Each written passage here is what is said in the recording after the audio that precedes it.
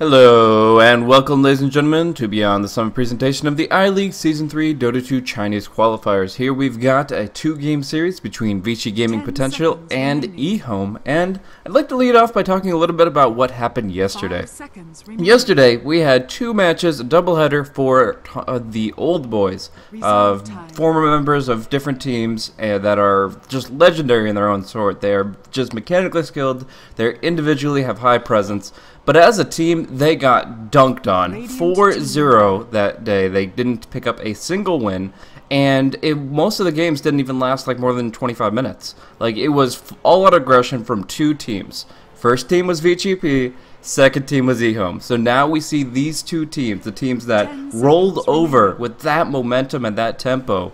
Oh, the old boys. We're going to see them clash here as our first two-game series for today here in iLeague. So I'm excited about it. We're seeing some really good drafting coming out from both sides. But EHOME, their new meta strat of the Bounty Hunter, Winter, Wyvern, and Centaur won't be making it through to the battlefield. Instead, they're going to go back to their old Support Knight Stalker strats. So should be fun to see. Looking forward to seeing how VGP fare up against EHOME. But gonna be figuring that out very, very soon. Thanks for tuning in once again, guys. I'm myself and Blaze, broadcasting on behalf of Beyond the Summit, and I'm not going out alone. I am joined once again today by none other than PimpmuckL. How's it going, man?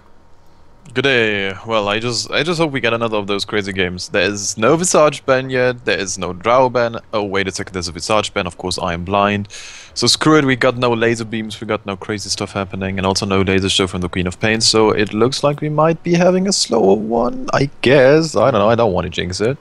Yeah, I'd say if you look at the bans you can actually see a lot of what 6.8 Force metagame is going to devolve into. Like Phase 1, Bounty Hunter, and Undying bans. That honestly, it seems warranted at this point, and along with the Earthshaker and the Visage, like, there's just so much that these heroes can bring so quickly that you just can't deal with it. I mean, the long-range initiation from the Earthshaker sets up kills. The Visage, we saw it yesterday. Pew pew, soul assumptions everywhere. And the Undying is just providing all that presence that just can't be managed. The Tombstone zombies and the Familiars in particular are just so tanky and so difficult to deal with, and yeah, it's got to be just banned for now at least, and we're going to see the Tide Gyrocopter from EHOME. So it seems like they're running a bit more of a reserve draft. If they have like ZYF go on the carry Gyrocopter, ROTK on the offlane Tide, they seem to have like a mid to late game, a team fight kind of lineup. What do you think? Yeah, I mean, so far, let's be real here, Gyro. I saw EE just go complete crazy on the Gyro. I think this was ESL. Where they actually qualified for, so yeah, I'm not sold on the meta yet. I mean, it's gonna evolve a lot in the next few weeks, and it's gonna evolve once again when we're heading towards TI. But so far, it looks kind of stable. What I do like about Vici's draft so far, I mean, VGP, I guess, VG Potential, Spirit Breaker, Night Stalker, both are incredibly tanky on level 1. You don't really want to pick a fight against those guys, but then you have a Gyrocopter. Rocket Barrage on level 1, like 330 magic damage or something completely ridiculous, so I'm not even sold on the idea of the whole level 1, we just secure like maybe even 2 bounty runes or some stuff, because so far EHOME are just completely fine with the draft, and even a Charging Spirit Breaker, well, you got a Lion Hex. The good news is the block pick against the Rubik, I would assume here. Rubik is one of the best guys up against Spirit Breaker, and so they still get a Witch Doctor, so I don't know, it looks like EHOME's super content actually with the draft here. Yeah, no, they actually have just a great response to everything, it seems. As long as they get a little bit tanky after like the first 15 or 20 minutes, they should be golden right now. VGP, they have to add more damage to the lineup. They've got tankiness, they've got initiation, they've got forms to disable. They really need to look into finding some way to have damage throughout the fight, because right now Gyrocopter gets a BKB and the game is won for him because he just cannot be killed by these three heroes. They're just not strong enough by themselves. So looking for the follow through, looking for maybe not necessarily the carry pick, they could reserve that for their last pick, but they were definitely looking for at least a damaging support, somebody who could really just drop that hammer down. Skywrath is still in the pool, pretty solid in this context. Ancient Apparition could be good, just kind of to negating the lifesteal potential from the Gyrocopter and dealing quite a bit of damage over time. Not exactly sure, but right now, I think VGP are looking to run the Night Stalker Rubik duo that they have done in the past, where Dogfights picks up Night Stalker as a support. So we could still be seeing a mid hero, and hopefully one that does quite a bit of damage. The Lena's still in the pool. What do you think about that?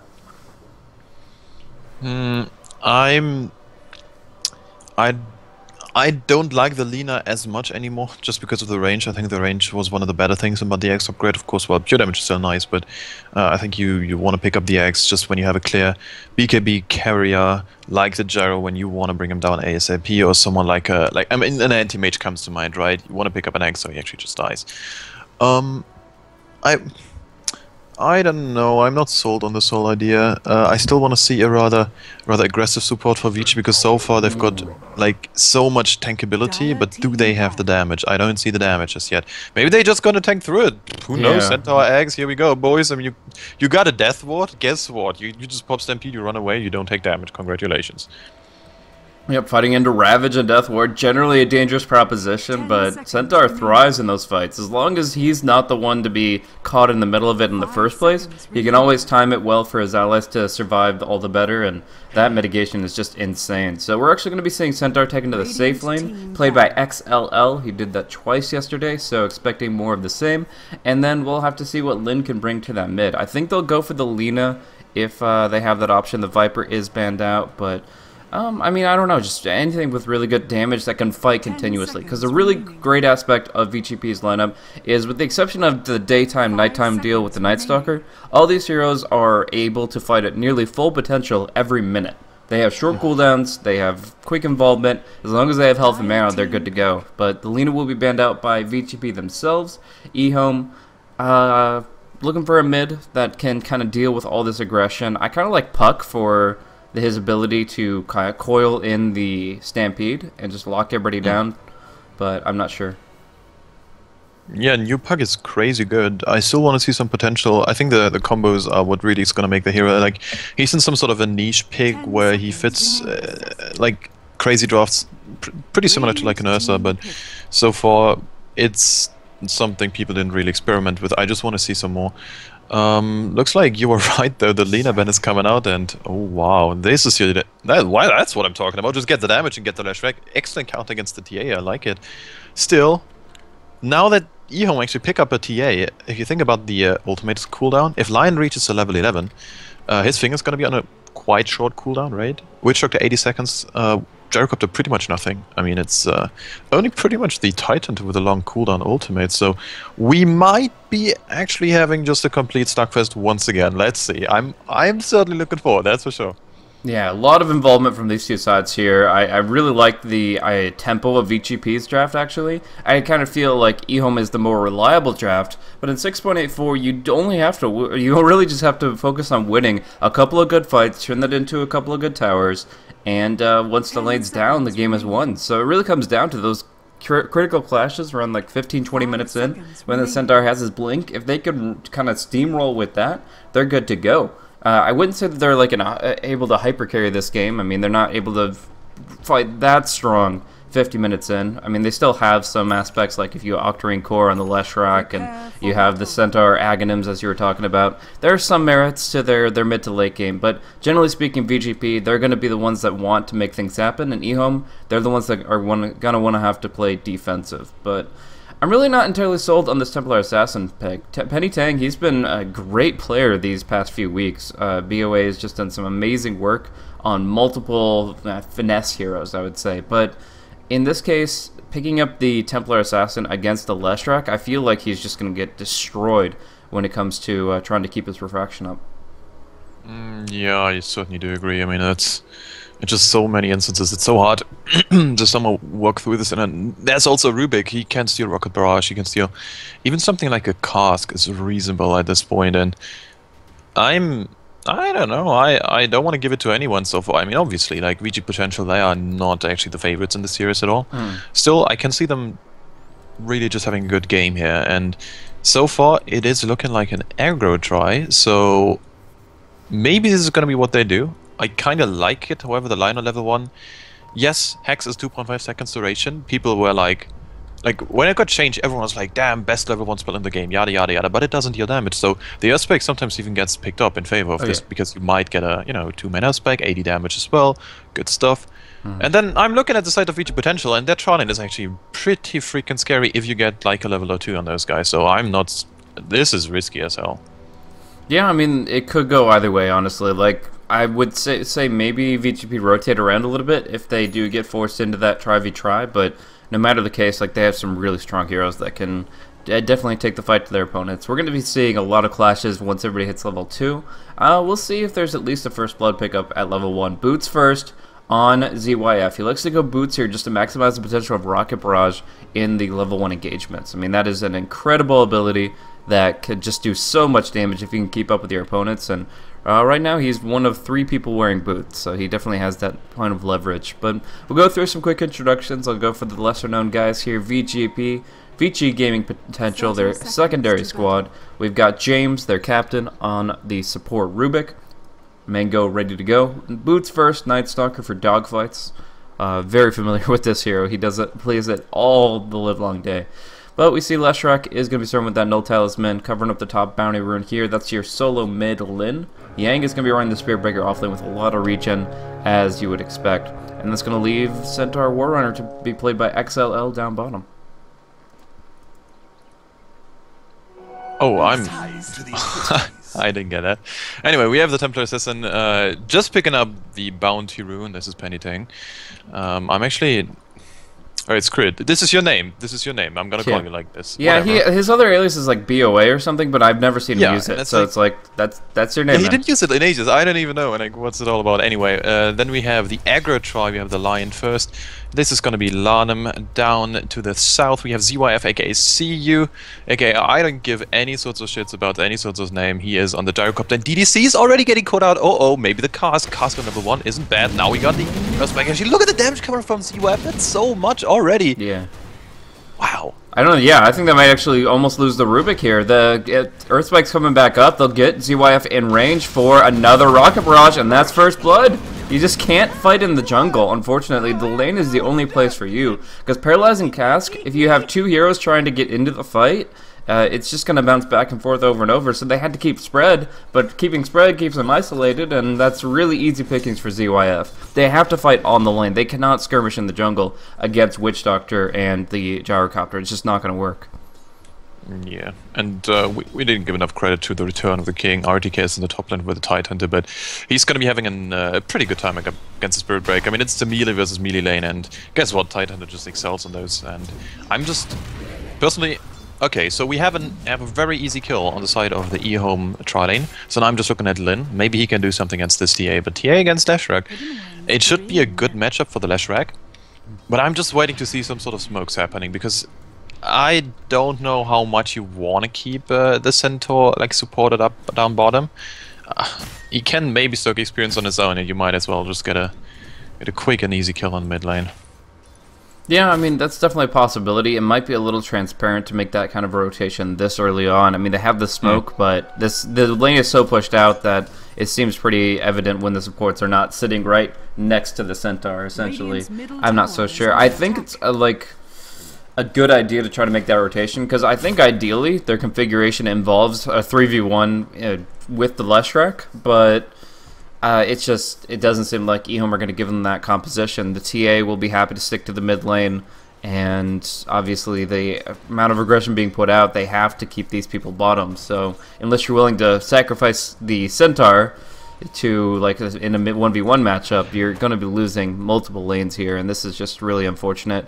I mean, the Tide isn't going to get huge. He's still going to win out against the Spirit Breaker. He's 12-5 versus Yang's 5-6-1. So, I mean, double bash, helping him out a little bit up top, but overall, what you're going to be seeing mostly is just dominance in the mid lane, dominance on bottom, and the support's not really having any easy way of getting out of that situation. Apparently there's someone in our Dota TV channel. I can just encourage everyone who is hearing Lex the Russian caster to maybe retoggle. This might be a Dota TV bug. Actually, I'm going to be checking this in a second. Mimo top lane? No, just a casual back and forth, no kill missed. Actually, Blaze, you know what? I'm just going to check Dota TV if this is on us, or if this is generally... Yeah, go for it. So just examining this tri-lane right now, obviously ZYF is pulling ahead here, 11-0, suppressing the Centaur quite a bit. Centaur's entire point of being in the bottom lane is just farm as quickly as possible, Tranquil Boots, and then the Blink Dagger. And the fact that he's unable to really connect with the creep wave without risking his life is very problematic for him. But I will note that the DDC isn't putting on the full aggression. The Maledict is not being skilled up right now. It's just going to be the Voodoo Restoration, which is still perfectly fine for all 3 people to get healed up, but usually you find more kills with the Maledict. Oh yeah, and Maledict is still okay. I do enjoy the point in Voodoo Restoration, just one of those at least. It scales and it's faster healing, yeah, but it's still fine for the time being. You just can't sustain pushes nicely long. Oh, Lionel picks up a cheeky rune there. That's nicely done. Dogfight's gonna run away, and now Penny Tang, well, no, ain't coming in. Dogfight's still fine. They gotta turn this around on land, and meanwhile, actually, top lane is going in. Nope, everyone is fine there. Back to the bottom lane, actually, and now here comes Landham. Oh, the Lightning Storm, a lot of damage. Landham is gonna be dead to rights, and the charge also coming through, but this is Spirit Breaker, who's just gonna be cancelling this one. 100 mana wasted. Not a big of a deal, actually, because he can't do that much in the top lane. Still, 10 CS, like you mentioned, that's fine. Important kill to give VP potential, VG potential. Looking at bottom, this could be good. An invisible Leshrac, they're baiting it in with the Centaur here. They should be able to get at least 1 kill. Lightning first, Split Earth next, and the Double Edge to follow. Great rotation from Lin with the Invis rune. And this is what I'm talking about, man. This is what they want to do with the Leshrac, is get Lin involved in any kind of confrontation where there's a numbers equalization or a numbers advantage. And in this case, yeah, he'll pick up the level 6, grab his ultimate, chew on a mango. It looks like he's going to be ferrying that one up off the courier, and soon enough he's going to be able to just run people over with the Pulse Nova. Yeah, that's so good now. It's just actually insane. Anyway, I like the Rubik there. He is seen though, so it's not like that's a real gank happening there in the middle lane. It's just like, hey, I'm a Rubik and I'm just sitting there, and if you want to go, you better think twice about it, mate. And they can still just try to put some pressure on the TA, and 28 for 4, that's a good CS shot. Still, surprisingly enough, there's actually the safe and Titan that is crushing everyone in CS. That's such a nice thing to see. I miss the solo Tide. I do miss it dearly. Yeah, he just doesn't get enough credit, unfortunately. But it looks like he might be building a mechanism off that, either that or a Force Staff pretty early on. We're going to be seeing a rotation here, smoked up. The 2 supports heading back to their lane of where they started, but we're still seeing they're going to be the stunts coming out. Cast connects, perfect bounces between Dogfights and XLL. They can't get out until the last second, but they do get the stun off, and that allows the Night Stalker to barely slip away. Now the Leshrac coming in, the Spirit Breaker charging as well. They should be able to get at least DDC. Oh man, DDC is definitely going down, but they want the Gyrocopter more. They're going to double edge him. Oh, knock him down with the Lightning Storm. They can't choose a target for this Nether Strike. Finally, he brings them down. Now the Ravage comes out. Lin on the run, hopping away like a little fishy, and the Magic One in Bottle keeps him up. He's going to survive. He's trying to turn it, but he doesn't have enough HP. It's a triple kill for Lin in the end, but he will fall, and EHOME make it 3-5 in the kill score. Nightstalker actually TP'd out on like 15 HP or something when the TA Hasted was chasing him. He was like down there. He was tucked away in a corner just trying to TP away, and he was... that was close stuff, I do say. Then again, that was actually a ton of time wasted, so just a bit of space created in this fight. And that's actually all they kind of needed there, so that was a great exchange. Oh yeah, definitely. I didn't even realize until the last second the Night Stalker lived. That's got to be amazing too, because she was right on top of him. Oh boy.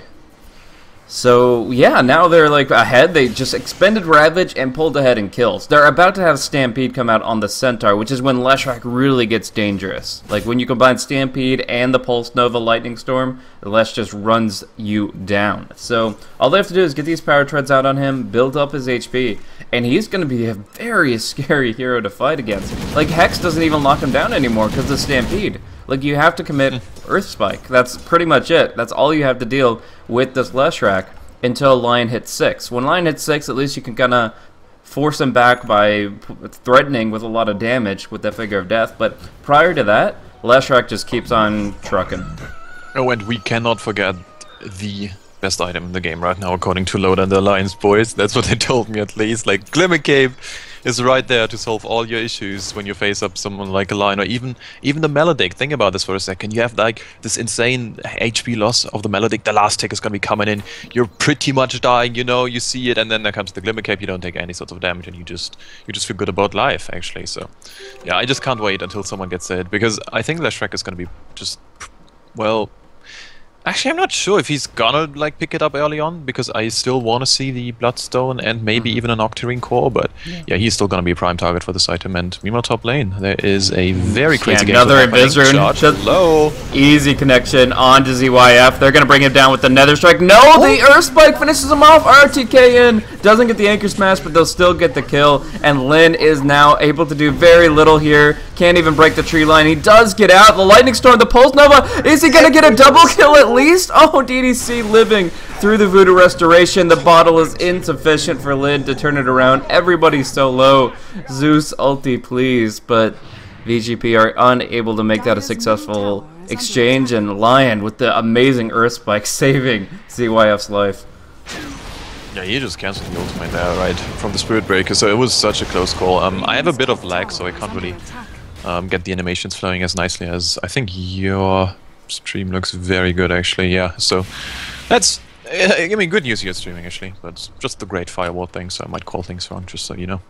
Sure. Anyway, Rubik didn't steal anything so far. I'm surprised. He could just steal some nice traps, or even Refraction is great as well. Yeah. Stealing from TA is pretty solid. Call Down is probably one of those big money spells. You're unlikely to get Death Ward because of the Voodoo Restoration toggle against pro players, but then there's also the Ravage, which of course is the ideal. If he can't get the Anchor Smash off in time, and he's not positioning perfectly to jump on the Rubik itself, then it's very likely you can get that spell steal off. And that's the one thing I wanted to talk about earlier, but obviously we had so much action. What do you think about this mechanism pickup? RTK does it a lot. The Arcane Mech, you can go into Guardian's Graves if you want, but the one thing I'm noting is he won't have the ability to jump that Rubik. Rubik's going to have Stampede and maybe a Blink Dagger, and RTK is not even going to have a Blink. So how do you actually prevent your Ravage from being stolen when you can't control your positioning all that well? That is actually a good point. I guess you just rely on your whole team. Like a cast bouncing through, some line stuns, call onto zone people out. It is... I mean, it doesn't look like much control, but actually you do have quite some. Just because the Rubik is going to be rather squishy. Dear Spirit Breaker, you are in a hell of a lot of trouble. Yeah, there they go. This is going to be such an easy kill. ZYF, look at the damage coming out. Oh, they have to Ravage for it, but they do get him. That's fine, I guess. Yeah. Space created, boys. Mid lane, they're going to go into Penny Tank. No, they can't find the lift. That's heartbreaking to see still. So Tier 1's going to be pressured very heavily here. They're rotating the Leshrac up without the Ravage. Do you think, I guess they're going to be able to hold it? They got the double damage rune. I mean, the Stampede is always available from XLL. So they're creating space across the map, really, because without the Ravage, they're able to hold that Tier 1 top, which they otherwise wouldn't be able to. And then XLL is farming his Blink Dagger the entire time down bottom. So that bad start he had due to the aggressive tri-lane is kind of wiped as a clean slate, as you see him actually only a few hundred gold away. Yeah, this is just going to keep rolling. This guy, I mean, as soon as you pick up your Tranquils, you can just farm jungle all day, every day.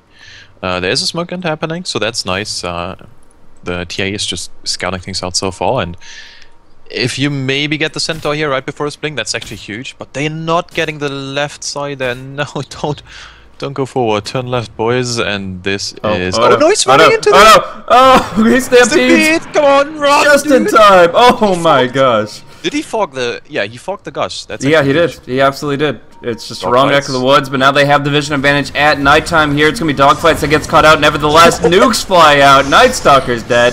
They'll steal the call down, though, and that's a really good steal with the refraction already up on the Rubik. So we'll see them drop into the call down against RTK. He has the mechanism. He'll try to get it off. He'll be fine. And it's going to be both Lin and Dogfights to fall first. Now James on the run will go down. And we'll see Yang having to TP away from Penny Tang in the mid. So really, EHOME able to run them down despite the good disengage from the Centaur. The rest of it was a kind of a sloppy extraction, and they're going to be losing multiple heroes here. Yeah, this is not what the doctor ordered. No, maybe the charge is going to be coming in. Charge on the backside, nicely done there. So you're going to stun a lot of people down there.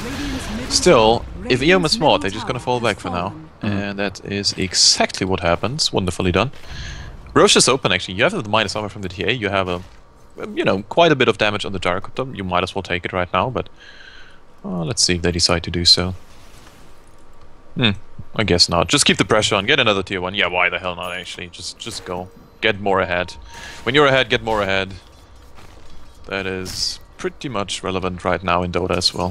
But we're going to see XLL pick up his Blink Dagger now with this last hit, and that actually enables them to go to fight. I mean, they have the nighttime factor, they have the Blink on the Centaur, they have the Stampede. The one thing they have to be worried about is RTK's Ravage, but if they can mitigate the damage that that deals, then I think that VGP actually are able to fight despite their net worth disadvantage. So we'll test that theory here. RTK looking for the flank. If you get the surprise attack and kill one, there's no chance in hell, and they're going to get James immediately. The Stampede. No, Earthspike barely connects on him, and he will be going down. So 5v4, a pretty easy fight to take, but it looks like they can't pursue much further. There's an Invis Rune up at the last track, a very quick Night Stalker on the high ground, and they'll have to just leave it at 1. Dear God, this could have been so much worse. Imagine, imagine this defeat not forcing out so many stuff from EHOME. Oh yeah, yeah. Okay, wonderful. So now we're in a game.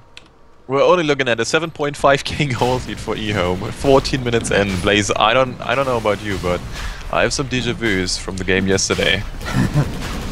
Just racking up the kills, man. Just it gets wild pretty quickly, I think. We're actually seeing the car. Are you serious? This is amazing. I want to pause the game and just talk about this alone. This freaking Thunderhide has been bothering me for about 5 minutes. It sat here with 50 HP, sitting here in the corner. And no, it's not even like in its own spot. It's like been chilling out over here because you can't see it, right? It's frenzy bugged out. It's frenzy. It was sitting over here and it's frenzy bugged out, so it just sat here and was just chilling. At 50 HP, nobody was killing it. This camp wasn't spawning. And then it gets its vengeance that they left him wounded and blood spilling everywhere. They says, well, screw you guys, I'm gonna kill your courier. And that's exactly what happens to the Dire. They have their courier fly over, the Thunderhide gets its revenge. Don't leave agents like that, guys. It's not cool. Alright, Blaze, I have to rejoin once again. Apparently Dota TV can't hear me. Could you mention to people that they might retoggle after I joined? Dota TV is so awful. Dear God, I could go all day about this. Sorry, fix the game. Yeah, you're preaching to the choir on that one, but all the same, all the same. So guys, PimpmuckL is reconnecting to the game here. If you do not hear him within the next 60 seconds, then go ahead and switch out of your current audio channel and switch back over to us, and you should be able to hear him once again. Just some technical issues there, but I think we'll be doing all right. We'll see pressure up on the top lane here. The tier 2 dropping down to nearly half HP, but TBs come in, keep it fine, and yeah, they're going to try to take their jungle back a little bit here. Spirit Breaker just charging out, so it looks like they don't want to take a fight until the natural nighttime occurs, and that is going to set the timer at 20 minutes for VGP's attempted comeback. Yeah, this is... I mean, last hit-wise, it doesn't even look bad. If I'm looking at the net worth, yeah, it's not great, but this is nothing what a nice fight on the side of VG can't really fix. Oh, please, dear God, no. It's still, like, they have tier 2s, that's fine. They still have a tier 1 in top lane. If you can mount a nice defense, and if you can play around the Ravage, like you mentioned, you have these low cooldown ultimates. Can you use them? It's gonna be hard. And also, we're also, well, I am at least, pretty much going over the fact that they have a Night Stalker. So if they can get some farm up on the Night Stalker, if they can get an Accept up, it's one of those things, it doesn't look flashy, but it's so incredibly hard to play up against an Axe Night Stalker. You are always at a disadvantage in those team fights. You see nothing. It's so hard to execute, and the problem is also, without a dedicated observer, I mean, if you're a caster, it's really hard to toggle the vision of the teams. But if you toggle the vision, I mean, you're also a dedicated observer, Blaze. You know what I'm talking about. If you toggle the vision against the Night Stalker, you see that the one team trying to like somehow force those engagements can't see anything. That's so incredible, and most people don't actually like realize this because it doesn't get shown on screen. But it's actually insane, and this is, well, let's see if this comes into play, because of course the Night Stalker kind of needs an Acceptor, and that's still tons of farm off. Yeah, that's at least a couple good team fights off. They definitely need to really just pick their battles very carefully. They're up against a Blink Tide now, a very different situation to fight into, but they'll see at least a tier 1 tower fall pretty easily. They've got the free glyph, they'll use it, but I still think this tier 1 tower is going to go without a deny. They've already used a lot of TPs to get to the top tier 2, so they'll just trade this tier 1 for tier 1, or at least I thought, but Radiant are the ones to back down for a moment here. They really aren't confident in fighting until nighttime, it seems, because they're just backing off and waiting for the enemy to initiate upon them. Looks like Gyrocopter will make his way down bottom. Yeah, they're playing scared. they're getting intimidated, and this is a very bad mentality to have at this stage of the game. You have to have a certain level of aggression maintained throughout the game if you have a chance of bringing this one back. And VGP, they're playing so scared, they're turtling so much, and it's just going to cost them pickoffs, and EHOME are going to continue to profit from that. Oh, they only see 2 people on the map right now, that's why they backed off. I was wondering. Okay, good stuff, good stuff. So, are we gonna see the tier 2 fall, or where is Vici mounting the defense? Are they gonna trade? I think this is a good choice. Yeah, definitely. You're behind, you want to trade towers, that's pretty well. TPs are not looking great actually on the side of EHOME, they actually don't have TPs. Yeah, they used them all to get out to the top lane really abruptly, and now like they're kind of in a weird spot. They should be able to finish the tier 2 at least, but yeah, they're not able to really respond the way they'd like to. They still have the Aegis on Penny Tang. And so, yeah, we'll just see VGP avoiding fights again until about that 20-minute mark when both the Aegis is down and the nighttime is up. In the meantime, XLL, he's going to be looking for an Ogre Club and 1,000 gold. Could be BKB, could be Ags. I would say both have their merits depending on how good Lanham is on that Lion. Because obviously, if you blink in and you try to hoof stomp and then Stampede, but Lanham's quick trigger Hex is going to be coming out, you probably need to BKB for that initiation. But at the same time, that Ags Centaur is so good that Stampede is very powerful, and you want to get that online too. So we'll see what they can work towards, but at least for now, they still are not getting this Thunderhide. Oh my gosh, RTK, please, please. Yo, someone has to be reported from this game. Where's the unvouch? Hello. Anyway, I have a question for you. TI just picked up her blink. Do you think we're gonna see a Desolator, the new improved cheap as hell Desolator value pickup? I could definitely see it. I mean, really, her role in this game is... Okay, now they found it, finally. Wow, we did it, boys. We did it. Make a Reddit thread. Jeez. Oh, that was grating on me all game. But, yeah, I would say that her main role here is to find quick bursts on the supports and to enhance the damage of the gyrocopter, and the Desolator enables her to do both of those things. Like the Meld plus Dezo makes Flat Cannon so powerful as far as damage output, and then of course you want to bring down like the Rubik or the Night Stalker pretty quickly too. Even the Night Stalker, like he's got 11 armor, so that feels pretty good, but you could put a Desolator on top of that and it just melts quickly. So I would definitely say that that's probably the next point of progression, unless she feels she needs the defensive attributes. So there are some players that actually can consider a Manta style a reliable way to avoid Centaur Stomp. Oh, yep, just going to Stampede away from that Blink Initiation, and the Armadillo tumbles behind him. But yeah, there are some players that actually can reliably Manta dodge every hoof stomp that's against them. So like they see a Blink Centaur jumping on top of them, they Manta in that invulnerability frame. They will be avoiding that stun. Not sure if Penny Tang's up for the challenge because he's blinking into trees right now, just trying to get to the secret shop. It is incredibly risky. I mean, if you're... What is it? Hold on. We're on 7 point... Wait a second. This stagnated. So this is actually favoring the side of Vici right now, just because they kept it at a level where it's now stagnating. So in a relative term, it's actually shrinking. Anyway, Lin is very much on his own. Is he gonna be dead? No, he isn't. He's gonna just RSVP with Yang. I'm not sure if those guys are really at a nice spot, actually, Blaze. What is happening with Dogfight as well? Everyone is just somewhere on the map, and it makes me very nervous. Yeah, definitely. They're just trying to kind of spread the map out, cut creep waves, make sure that they can put out pressure elsewhere, try to buy time for this TP for Leshrac, for example. And, yeah, should be able to get out here with these last couple of seconds. So... yeah, it's just in this position, it's forcing EHOME to move around the map in ways they wouldn't want to, and capitalizing on the fact that they don't really just have that much global presence. Like, there are no global heroes in this game. There's Global Stampede, but that's about it, and it makes it so that EHOME have to physically go to certain locations to counteract certain pushing threats and stuff, like you see from Yang here, but he's going to be TPing out. It's just putting that positioning advantage over the map, forcing EHOME to move, and it's what's stagnated this game to the point that you're talking about, where it's not even been a 2,000 gold lead advantage further for EHOME in the past several minutes. So I like this overall play of just kind of drawing the map out, and we're going to be seeing Yules come out for the Leshrac pretty soon.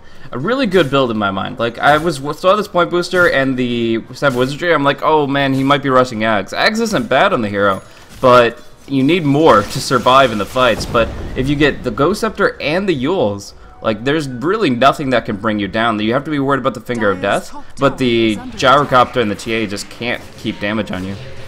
And look, more 2 TPs drawn up top. It's just, all they have to do is just keep on ratting it out, pushing out lanes, backing off. And the cool thing about this is they don't have to worry about the Blink Hex from Lion as long as they have the Stampede available. So they can keep making plays like this without risking their lives against Lanham, who doesn't even have a Blink yet. Also, I hate to say this, but the item choices of EHOME are very interesting to me, because as UAF, he picks up a BKB, so this is an item you want to pick up, and you want to fight with it. You want to go just smash the opponent's face, and now he is not using it. He's got a 10-second BKB, that's great, because you're not using charges, so it could be worse if you're getting ganked or some stuff. But he's not really, you know, getting the most out of the buck, and this is also one of the reasons why this gold lead doesn't go full crazy just yet. It's still huge, right? I mean, 27k versus 37k. That's actually like a lot of gold to come back from. But still, I wonder what's happening, because yeah, exactly. Now they're gonna push. Wonderful. This is what I wanted to see with the BKB, and the Demon Edge picked up as well. So now he actually has way more. He's got 200 damage, mind you. Yeah, I think the Demon Edge actually makes a big difference here. But look at mid lane and bottom lane. Like, Yang's just like, yep, okay, well, I'll push this one. Lannon's like, okay, I'll take care of this. And in the end, there's no way they can go anywhere near high ground. They will push out the tier 2. They'll get something. EHOME will still have to back off. Will still be losing the overall map control just based on this aspect, where the creep waves individually are pushing down towers. The bottom tier 2s drops down to maybe like 300 HP, and yeah, that's just, it's weird for EHOME in this position because they're all over the place, but they will be able to control the pit, I think. That's going to be an important thing, is if they just get the Aegis once again, then they can still drag the map out. Like, overall, I like the idea of VGP to try to bring this back, is to limit EHOME's potential to snowball forward. But while they're dragging this map out, the big problem they're going to be facing is they strategically just don't have a late game. Like, they could drag the map out all they want, but that only puts them into a position where they can start taking fights at 28 minutes to, let's say, 32. Like, in that time frame, they can do a lot. But right now, if they don't make this Roche play work, and I don't think it will, it's just too slow, then they're just in an awkward spot. We'll look for vengeance, we'll look for the darkness, and yeah, I think Podonko's going to pop darkness here, and that'd be great. Ravage coming in, we're going to see the steal of the Rocket Barrage, and that's not going to do enough here. They jump in with 2. They immediately lose the Night Stalker and the Spirit Breaker. Lin will be able to TP away, but it's just a convincing fight from EHOME. They pop the BKB on the Gyrocopter. They get the Ravage out, nothing good stolen. And that's the fight. I mean, that's just a situation where you really can't go right into EHOME's lineup. They just have some really good, a reliable team fight. They're not pressured at all, not even to pop a mechanism. And it just goes to show that they can walk right up to your base now when you have those people dead that stampede on cooldown. Yeah, now the level difference actually comes into play. Even though in a somewhat okay way, that Vici are going to be respawning rather quickly, so it is still a rather risky base push, but I do believe they've got everything to take down the tier 3, or at least force quite a bit of commitment. Nice dodge there, wonderfully done. And of course, well, if you have Refraction, you're not getting your blink disabled. Wonderful. Yep, good stuff. So, I mean, they're not going to be able to do much more than force the glyph, but that's a glyph that won't refresh, so that's going to be 5 minutes of them just not able to keep their buildings secure. They're going to lose this side of the map quite a bit, and yeah, I feel that was a difficult fight to take. If they got in there right before Roche fell, then sure, that's really good. They have an opportunity to catch them while they're trying to fight 2 different battles, fight Roshan, fight against the Radiant. But after that fell, they just stood there and they're like, well, what do we do now? Do we actually want to engage on this? And they thought they might be able to find an opening, but obviously RTK was ready for them, so didn't work out. Now we're going to be seeing just kind of movement across the map. Gem of True Sight as well as Guardian Greaves on the Tide. So he's going to be able to just be this big, impressive force for teamfight presence in terms of sustain with that new item, as well as, of course, the gem for map control. Like, EHOME are just going to be able to kind of revolve around the Tide, and as long as he doesn't go by himself and get picked off, EHOME could just kind of move as a group of 3 or 4 heroes constantly and always have that advantage. Speaking of Guardian Greaves, I still want to see the mobile gas station Tinker support. Just farm up some Guardian Greaves, because you can actually re-up them, it's funny enough. Anyway, yeah, Tide I'm not sure if you really want to get these Guardian Grease up as fast as you know, got them, because it is still some sort of investment where you don't really need the item slot, and you could just buy something else. But still, it's really nice if you get low HP. And with a lineup of Vici, there is a Pulse Nova, and you can regen against it to some sort of extent. Yeah, I can see it working. Anyway, I still want to see Lin just get some items. He doesn't really has progression after his Yules, and he's trying to build it since, I mean, it was like, what, a 24-minute Yules or something? That's not quite gonna cut it, not against EHOME, not if your TA has 14k net worth soon to be. That is just a tad too much. And where is... Oh, she went BKB, okay, so that's... Okay, well, that's the safe choice, I guess. I mean, they wanted to break base anyway with the BKB on the Gyrocopter, so it makes sense to go BKB on both cores. Yeah, and now we're getting to a point where essentially EHOME are just looking at it and saying, okay, well, we've got 2 BKBs up, we've got our Ravage, the Guardian Scree is online. Pretty much any time they see a hero that's not in a perfect defensive position, they're going to jump on him, at least force the Stampede, if not, just go right to the high ground. So, I mean, obviously, we're looking at the Aegis timer. That's ticking down pretty quickly here. If the trap wasn't in the way, I could see the clock better, but it is going to be down within 50 seconds. So they probably are just going to control the Radiant jungle. I don't think they push high ground with those last 45 seconds. And I think, yeah, they're just happy to be ready for a fight if it's needed. Because although, yeah, they haven't only been taking like 1 or 2 fights with the BKB, as you were talking about, it's a good tool for them to like get secure pushes and such. It's going to be them to take the high ground now, and we're going to see an attempt for the Centaur. He's going to make a really big play here. Like, the TA is keeping her refraction up. The Gyrocopter, he just picked up MKB. We've got long duration BKBs. It's got to be all on the initiation of VGP to catch out EHOME. I'm not seeing any sorts of animation. I think you just got to take a lot of stuff away. Oh, blink away right when the Stomp was sitting there. It was nice, quick reaction. So, although, I mean, Centaur, blink in, and then Stomp, you can shift Q this quite nicely, but still, it is gonna be rather easy to dodge. And now EM falls back. They are just content with getting a lot of damage on these tier 3s. So, hold on for a second. The age is gonna be expiring in about 20 seconds, I imagine. I do have a fear, Blaze, that we're just gonna wait for the next Roche and get some Aegis in and then break base. Yeah, well, if EHOME do that, they've essentially won the game just based on that. If they get Aegis and Cheese with the 3rd Roche cycle and they're at this point strategically with this draft, I can't see them losing the game without some intense throws. Like, they're in such a good position here. They've got so much power in this tide. They've obviously shown what they can do with the Gyrocopter and the TA, and they're only getting stronger. I feel like VGP are starting to waver. Like, yeah, you could say a 7,500 gold disadvantage, that's manageable. They can bring that back. They just need the right combo of spells. But now their spells are useless against 9 and 10 second BKBs. The damage is extremely real from the TA as well as the Gyrocopter. And I'm just not seeing it. Like, this is getting to a point of desperation for VGP, and we're going to have to see some desperate measures coming out from them in order to try to bring it back.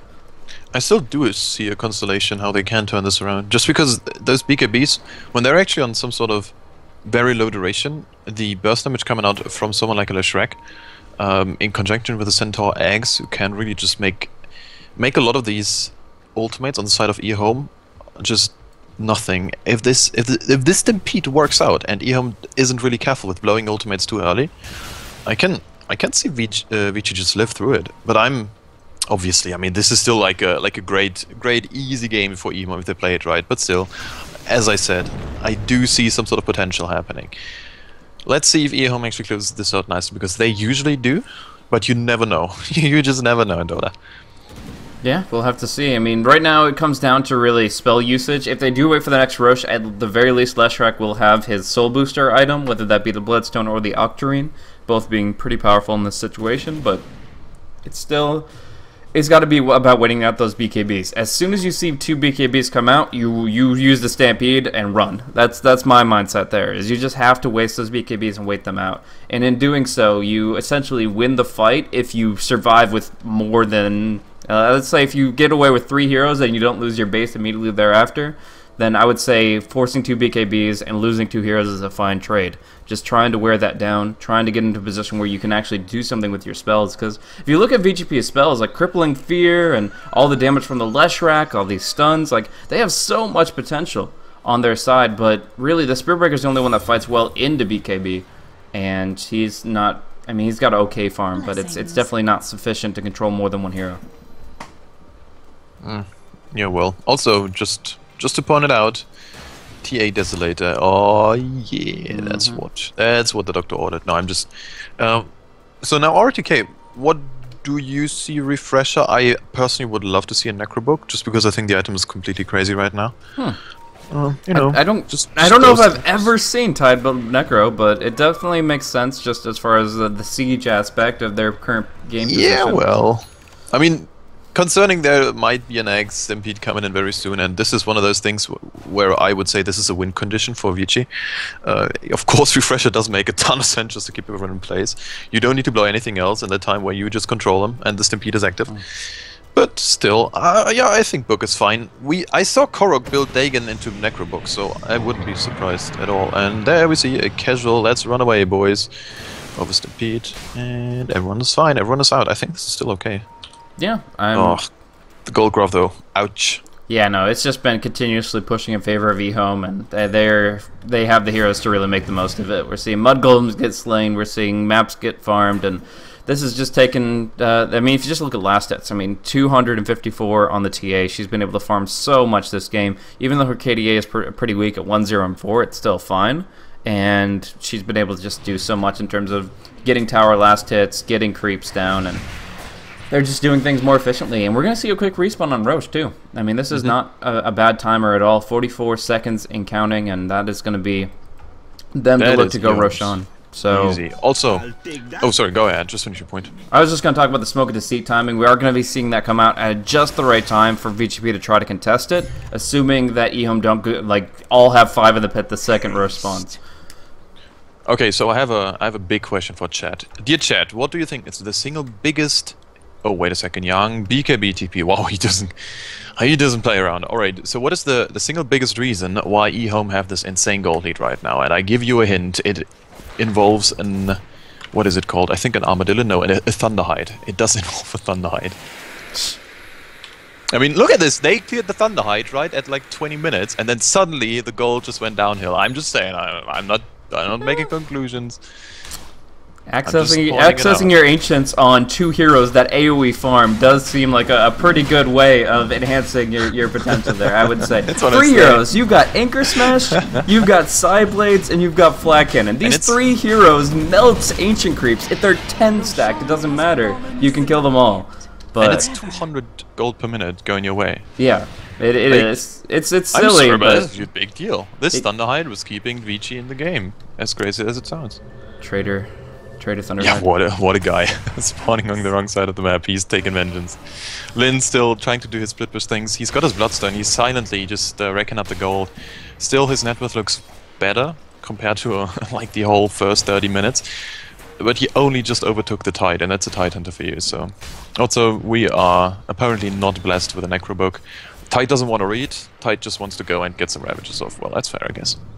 Yeah, I mean, it's still really good for him to be able to build himself up for that. I don't even know if the game's going to last that long. Obviously, the Aegis and the Chis are on the field. You're going to see them try to use them, and VGP, they've got to pull out all the stops here with the next big fight. So, if EHOME take a rough engagement, but they're still able to live on the Tide, they have kind of their backup plan. But as for right now, their current game plan doesn't involve the Refresher at all. It just involves marching right up to the high ground on the top tier 3. Yeah, this is gonna be like very hard to actually deal with. Oh boy. Is he... Wait, where is the butterfly? There it is. Alright, we got it. Nice. Now it's gonna be a bit harder. Actually, they have nothing to deal with it, right? Except magical damage, and then you have your like 9-second BKB still. Yeah, 9 second on Gyrocopter, 10 second on the TA. She's got Refraction, he's got Butterfly. Killing people is hard, but we do see a jump in. Oh, Centaur will be popping the Stampede pretty early here, going for the BKB double edge, but they can't bring RTK down. They'll force him back, but now Yang's in a weird spot. We're seeing people melt very quickly with Penny Tang. Big right click. Lin will be able to sell fuels. He has the Ghost Scepter too, but the Ravage locks him down. They'll kill off James. Quick and easy kills coming out. Nobody lost on the side of EHOME still. Going to be nearly full HP Templar Assassin with the Aegis ready to go for round 2, but that round isn't coming quickly enough. The Leshrac respawn time, though reduced, is still a dozen seconds away, and that is going to be them pushing down onto the bottom lane. This is the last chance for VGP. XLL bought back for this. BKB is on cooldown for the Spirit Breaker, but they have no Ravage to fight against, so they'll try for it. TA getting caught out here. Nice double stomp from XLL, comboing it up. Lin's doing what he can, but there's the call down. There's the damage from ZYF. Penny Tang with the right clicks. Oh, they're forcing them back into the well. They're just sending them packing, and now it's actually going to be good. Lightning Storm, good charge, good stomp in from XLL, but can they do anything with it? Good control, but where's the damage? Yang dies on the front line, XLL dies on the back, and now RTK is right back in the thick of things. Great cask, super cask, bouncing back and forth, and that is going to be the game-ending fight for EHOME. Some fantasy GG timing, but still, in the end, this is just EHOME showing his boss in this. It's a 2-game series, right? Or is it a best of 3? It is 2 games. Okay, yeah, because the indicator on the top says 3 games, but of course we do have the 2-game series because Valve doesn't implement it yet. Anyway, what a game! I don't want to say I'm surprised, but I would have definitely given the early game harder for the side of VG because they somehow just fell completely apart. And you know why? Because the freaking gyrocopter is such a beast in those try lanes. You just go aggro try all day, every day with the gyro. It feels like, honestly, this Dota, it feels so much like the Dota we had like a year and a half ago, if I'm not completely off. Right after Tier 2, this is where I believe the gyro was so crazy and often picked up, but I'm not entirely sure if this is alright. I have to actually look it up so I don't do stupid shit here. But still, I mean, yeah, you're absolutely right. The gyrocopter is just incredible in this meta game. Counters out here, as we talked about in the banning phase, the Visage and the Undying. He's really strong in try versus try and just putting out a lot of damage in general, but we may still see others look to counter him. He is kind of weak to single target physical damage output, so here's like Lifesteal and Weaver can still ride him pretty well because they scale better in terms of direct confrontation, where Gyrocopter wants to fight the entire team, not just that carry. So you get Slark as an anti-carry, you get the Lifestealer or anybody that goes Abyssal Blade, and you just kind of jump on him, and maybe we see a little bit of a different story. But EHOME didn't, or VGP didn't draft that. They drafted the push lineup that ended up failing. Leshak played pretty well. Lin went 5-4, but that is going to be a Game 1 victory for EHOME. So we're going to be looking at Game 2, and we'll see what VGP bring to the table, but it's got to be something a little bit different than this. Anyways, thanks for tuning in once again to Beyond the Summit. This is the iLeague Chinese Qualifiers, and I myself am Blaze. Follow me at BlazeCasting on Twitter, and of course my wonderful co-caster at PimpmuckL. Anyways, that's on your screen. We'll go to the next game and see you guys in just a few minutes.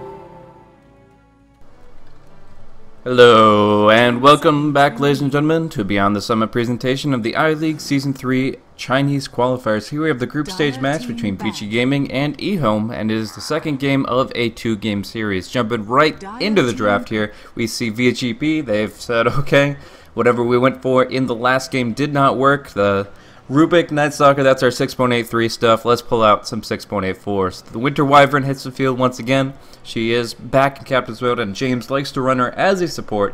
And they actually go for something that I'm a lot more comfortable with in Yang's offlane Clockwork. So excited to see how these the tempo of these heroes play out. But of course, we know how EHOME is looking to respond. So thanks once again for tuning in.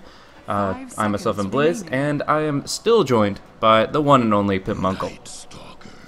Subdue! Look at those bans. Pick up the gyro, ban out the lash drag. No one wants to have anything to do with it. But once again, the Night Stalker. So, gotta say, this one is, I think, better suited for this whole lineup. You have the very active Clockwork. He can always make stuff happen. Even on someone like a Spirit Wrecker gets rather easily, I want to say, countered just because of the Rubiks and the Lions and all that good stuff. And the Clockwork, he doesn't care. He just hooks in. He's going to be creating a lot of havoc.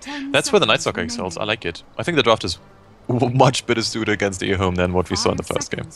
Definitely. I really think it's solid. The one thing that I got to talk about the last time we saw the Winter Wyvern as well as the Clockwork hit in the same draft is that essentially you're kind of stuck in a position where if you get isolated, Clockwork's going to punish that. And if you clump up, Winter Wyvern's going to punish that. So it's like no matter what you do, no matter how you position, there's one hero that can completely screw you over with the Hookshot Cogs or with the Winter's Curse and Splinter Blast. Like, they've got a nice mix of AoE as well as single target isolation, and that means that it's going to be very difficult for EHOME to position here. However, they do have a great tool in the Spirit Breaker. He is actually going to be doing a lot of work this game, I think. They don't have instant disables for him. The Void might be able to mini-stun the charge in time, but hey, there are plenty of fights where that just can't happen, and yeah, I think in general Spirit Breaker is going to be having the best game. he's going to be able to build himself up pretty quickly, and once you get more points in the aura, the Empowering Haste, then you get to really move across the map. But this is interesting. Picking up the Luna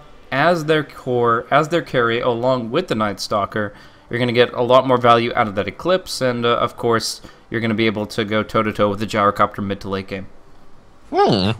Interesting. That's a combination I would have expected a lot earlier. But now there is the Moon Shards, so we might see some sort of like, I don't know, crazy farm to, you know, picking up some Moon Shards and having pretty much the whole vision you can ever think of. But Queen of Pain, I'm super surprised actually. Like, Cobb is like the go-to 6.84 hero so far.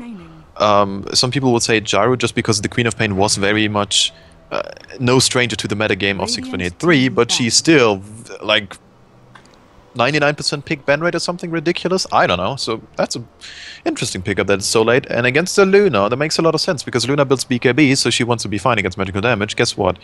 Pure damage in your face, and also the Spirit Breaker is going to deal with her quite nicely. So I do enjoy this pickup. I'm sure it would have been banned out. And now I'm actually questioning the ban of the Rubik, because I think Rubik could have been an immensely great pick for Vici. Let's see what they pick up, because they now have the pick, so they have to have something in mind. Well, they're going for a mid. They're going for Shadow Fiend here. Winter Wyvern, they run it as a support, of course. So that's the difference there. Jeez. James, I mean, James has run Rubik a lot, but Wyvern is his go-to support right now, so he is going to be running it in that capacity, and Shadow Fiend's instead going to be selected for the mid lane, which is just adding more damage on the table, really. I mean, obviously he's a very offensive hero that can be protected very well with this Wyvern. We're seeing a pretty good counter to the Wyvern, though, in the Skywrath and Queen of Pain. Like, usually you think of the Winter Wyvern and you think, okay, well, she counters right-clickers because of the Winter's Curse, because of the Cold Embrace.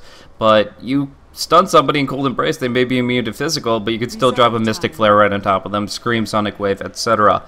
One of the games to rectify this weakness, James actually picked up a Glimmer Cape on the Wyvern. Do you think that's going to be pretty good in this game? Definitely, yes. I mean, hello, there's a Gyrocopter. If he's near someone, this is the guy who's gonna get a whole volley of some Rocket Barrage in his face. Queen of Pain, not so much, but still. It is still where the potential of a Scream of Pain is. And there's an Ogre Magi as well. Mystic Flare to boot. Jeez, this is actually looking so crazy. I wouldn't even mind a pipe on someone like a Clockwork as some sort of like second or third item. Yeah. It now gives magical resistance. Yeah, that's true. That's true. I forgot about the insight buff, so that's really good. Yeah, I know. I was talking to Ake, and he was like, "Well, Pipe got buffed. Glimmer Cape is in the game. Where actually is the rise of the physical supports?" And we saw it from Alliance a lot. Like they were picking up just Slaughter and Dazzle and stuff. So yeah, I don't know. I'm just waiting. But then they qualify, so we're gonna get a treat there, I'm sure. Anyway, back to the game. Ogre. I don't see how his Bloodlust is gonna be so big this game, actually. I'm a bit scared. Is it really the potential? Like, do you really play the Ogre potential out as much as you could have? I guess you do with the Spirit Breaker. Okay, I'm sold. I don't know. Yeah, I think you get the Bruiser aspect where he's just so tanky. Like, this guy is able to regen so much HP, has a lot of armor. He can get involved very early on, and I think he's mostly here to disrupt the lanes. Like, the Bloodlust will be a great perk to have in the Spear Breaker and Gyrocopter later, but I would have to say that right now it's just about him getting involved in the laning phase. And is this possible? Cold Embrace is great against Roshan. I've seen that before, but the rest of it, it's going to be the Lunar Blessing, Basilia Sora coming out, and yeah, they're doing it. This is actually working. The Cold Embrace, the Salves, this is a 17-second cooldown. They'll put it on the Night Stalker here, and they're actually taking Roche with EHOME completely unaware. They're drawing on the map. They're worried about this bounty rune. Well, there's a greater bounty to be claimed. That's actually so cool. They even have Presence of the Dark Lord skill. Like, holy crap, they're really committing to this. That's commitment. If this doesn't work out, bye-bye. But it will. No one has any idea. Not at all. So, I mean, that just works out perfectly. And now we see Roshan going down. EHOME are going to be very surprised at that one, but suddenly everybody's level 2.5. Aegis on an SF who gets to go Necromastery now and is going to pick up the Bounty Rune to bring himself very close to level 3. Like, that's got to be disorienting for EHOME. Oh boy. I mean, at least there's no kill happening just yet, but I wouldn't even like put it out of the equation to see some sort of smoke to secure the Shadow Fiend some more. Right click, because it's so insane. You get 12 souls from a kill regardless of your Necromastery like level. That's so disgusting. I mean, what? Oh boy. At least there's a dual line, so they're gonna keep Lin a bit in check. He might be actually just... No, he's fine. Okay. Yeah, they won't commit onto the tower for the Aegis, but yeah, Lin is going to be taking some heavy harassment from the Skywrath Mage. They may have to rotate to help him out a little bit, but as it stands right now, they're just trading hits with RTK here. Really should not be fighting into the Wyvern slow. There's going to be Lucid Beam of Void, and he's down to 150 HP. Yeah, I'm not sure exactly why you go up against the Arctic Burn there, but, well, either way, it's going to be back over to the mid. We're seeing the Skywrath rotate down bottom, and Queen of Pain gets this 1v1. Now, I want to note that I have actually had the displeasure of facing a Shadow Fiend that skills up level 1 Presence of the Dark Lord early, and the armor changeover for the creeps actually is so weird for trying to deny against them, because denies are really important against the Shadow Fiend, but because of the reduced armor on the creeps, it's actually really confusing to time the last hits based on that enhanced physical damage that they receive. Yeah, it's just one of those things where it just throws you off. You have to practice this, but yeah, I mean, who would practice against level 1 Presence of the Dark Lord, right? Exactly. Oh, Pennytank might be in double raise range. No, wow, that's close. RTK? I'm just waiting for the dive. Night Stalker is so good to just dive towers. And he even has 1 skill point left to actually use, so yeah, there's the possibility of just getting 1 point in the Crippling Fair, just getting the silence in, and then you can't charge away. See ya. So we're going to see the top rune controlled by land. It's a double damage for the Ogre. Bounty rune bottom will be claimed by the Wyvern. And some dewarding going on, actually. They got some nice sentry down for the bottom rune, and DDC will be able to clear that out as the Wyvern rotates away. But Lin, all by himself, looks like he's going to be losing that Aegis pretty early. Oh, boy. That was cute. That was just a solo kill, too. DDC. DDC might actually be in trouble. Oh no, mid lane as well. There's action all over the place. Lin is going to be the more important target, that's for sure. Can he get the counter kill? The golden brace! What? Scream coming out. Not enough damage. Lin survives. Will turn it with the raises. He doesn't connect with the last Shadow raise. It's going to be first blood against the Shadow Fiend in the end. Oh my.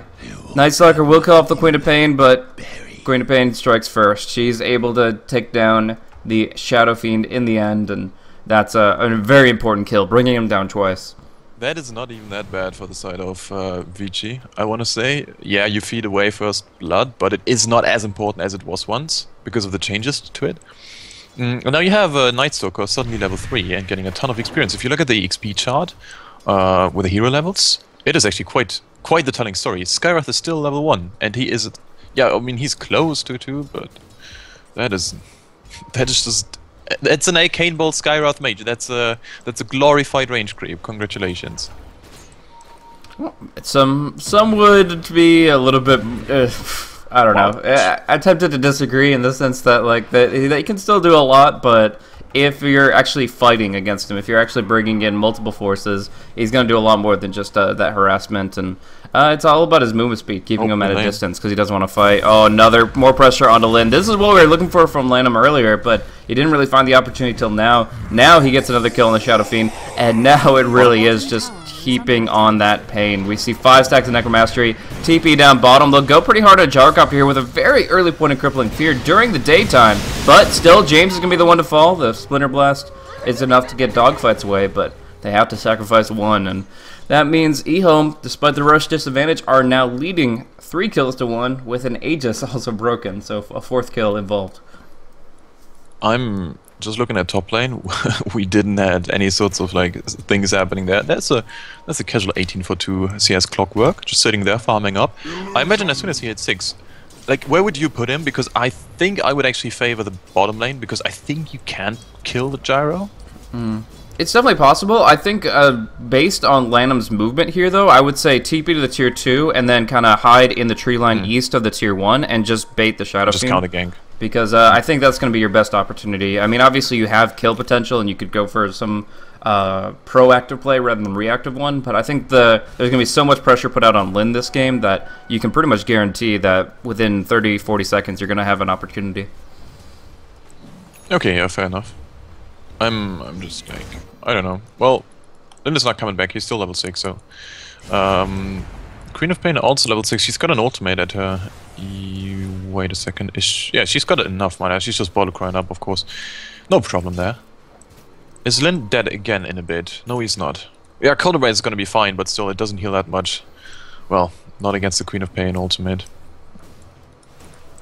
So yeah, Queen of Pain's doing pretty good for herself. Already has the Trez and no tally up. I mean, she might only have 18 last hits, but she's still right up there with net worth. 24.75, thanks to just being able to get that first blood and control the lane pretty well. So we'll see Dogfight's attempt for like a courier snipe.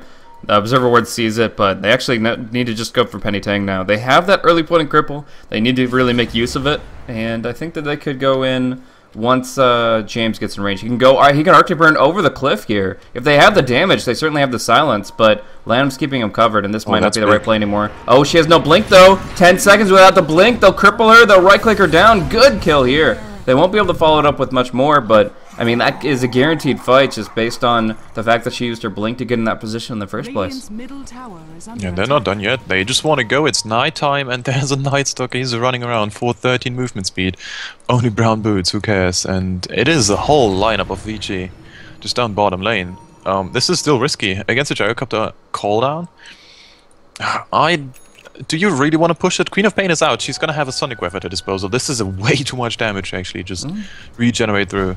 Yeah, but they do have the Clockwork as well. He is being charged, so they see his position. They're trying to bait up the hook shot on Lanham, I think.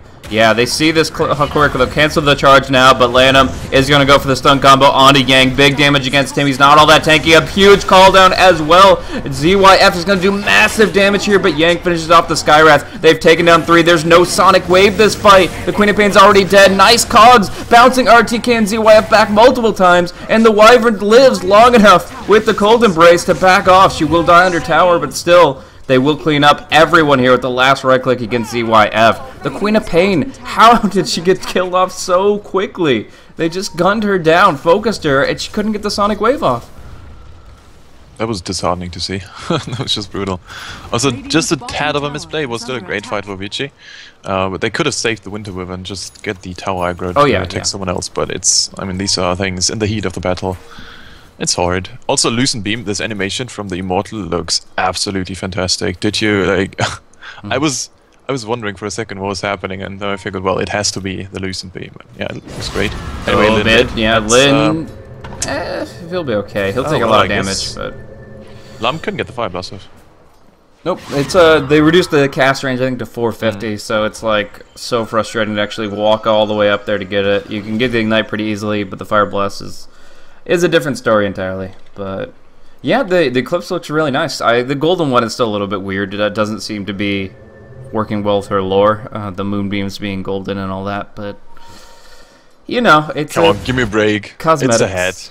It is a hat. It is a hat. I don't really expect all the hats to perform perfectly, but I just personally don't prefer the golden sunbeams or whatever.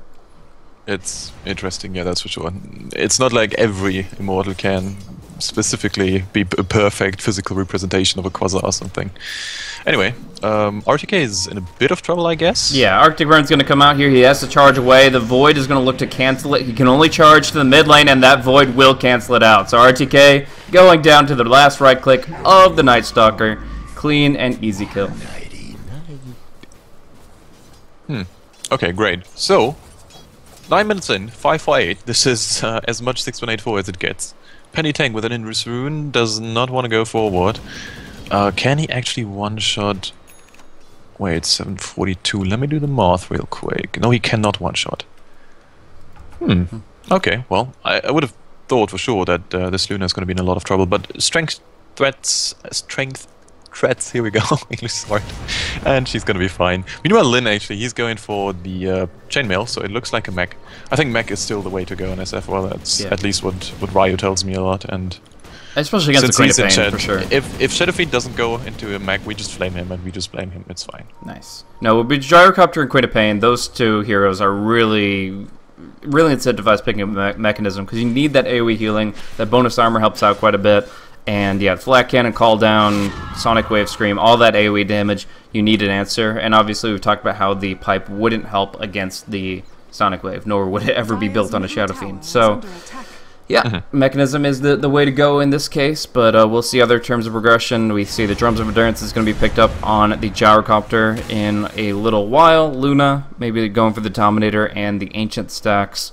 But for now, it's the hunt. We see Smoke of Deceit coming out from these guys. It's going to be dispelling soon. They've been running around for a while, but it looks like they will find somebody with this charge. No Void to cancel it, but Winter Wyvern has the curse. Will she blow it early? No, they're just going to slow it down. Now the curse can come onto a central target, and they can turn this fight hard. There's the Eclipse. There's the Winter's Curse onto Skywrath Mage, locking them all down, but the Sonic Wave does turn some damage. Night Stalker has already fallen, and Yang now in a bad spot. Can't get the cogs off in time. The Embrace will delay the inevitable, but it looks like he will still fall. Now, Shadow Fiend coming in. One more raise. No, it's the Lucent Beam to kill off the Ogre, and they turn that fight beautifully. That was I mean, the EHOME going in for the 5-man smoke and being sent packing there 3 for 2. VGP using their ultimates very skillfully.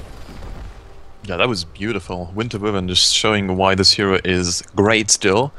I mean, some people were like, well, now he just got the good old, what was it? I think like the Phoenix nerves or something. I don't know. Like some hero was just nerfed down before enabled to CM.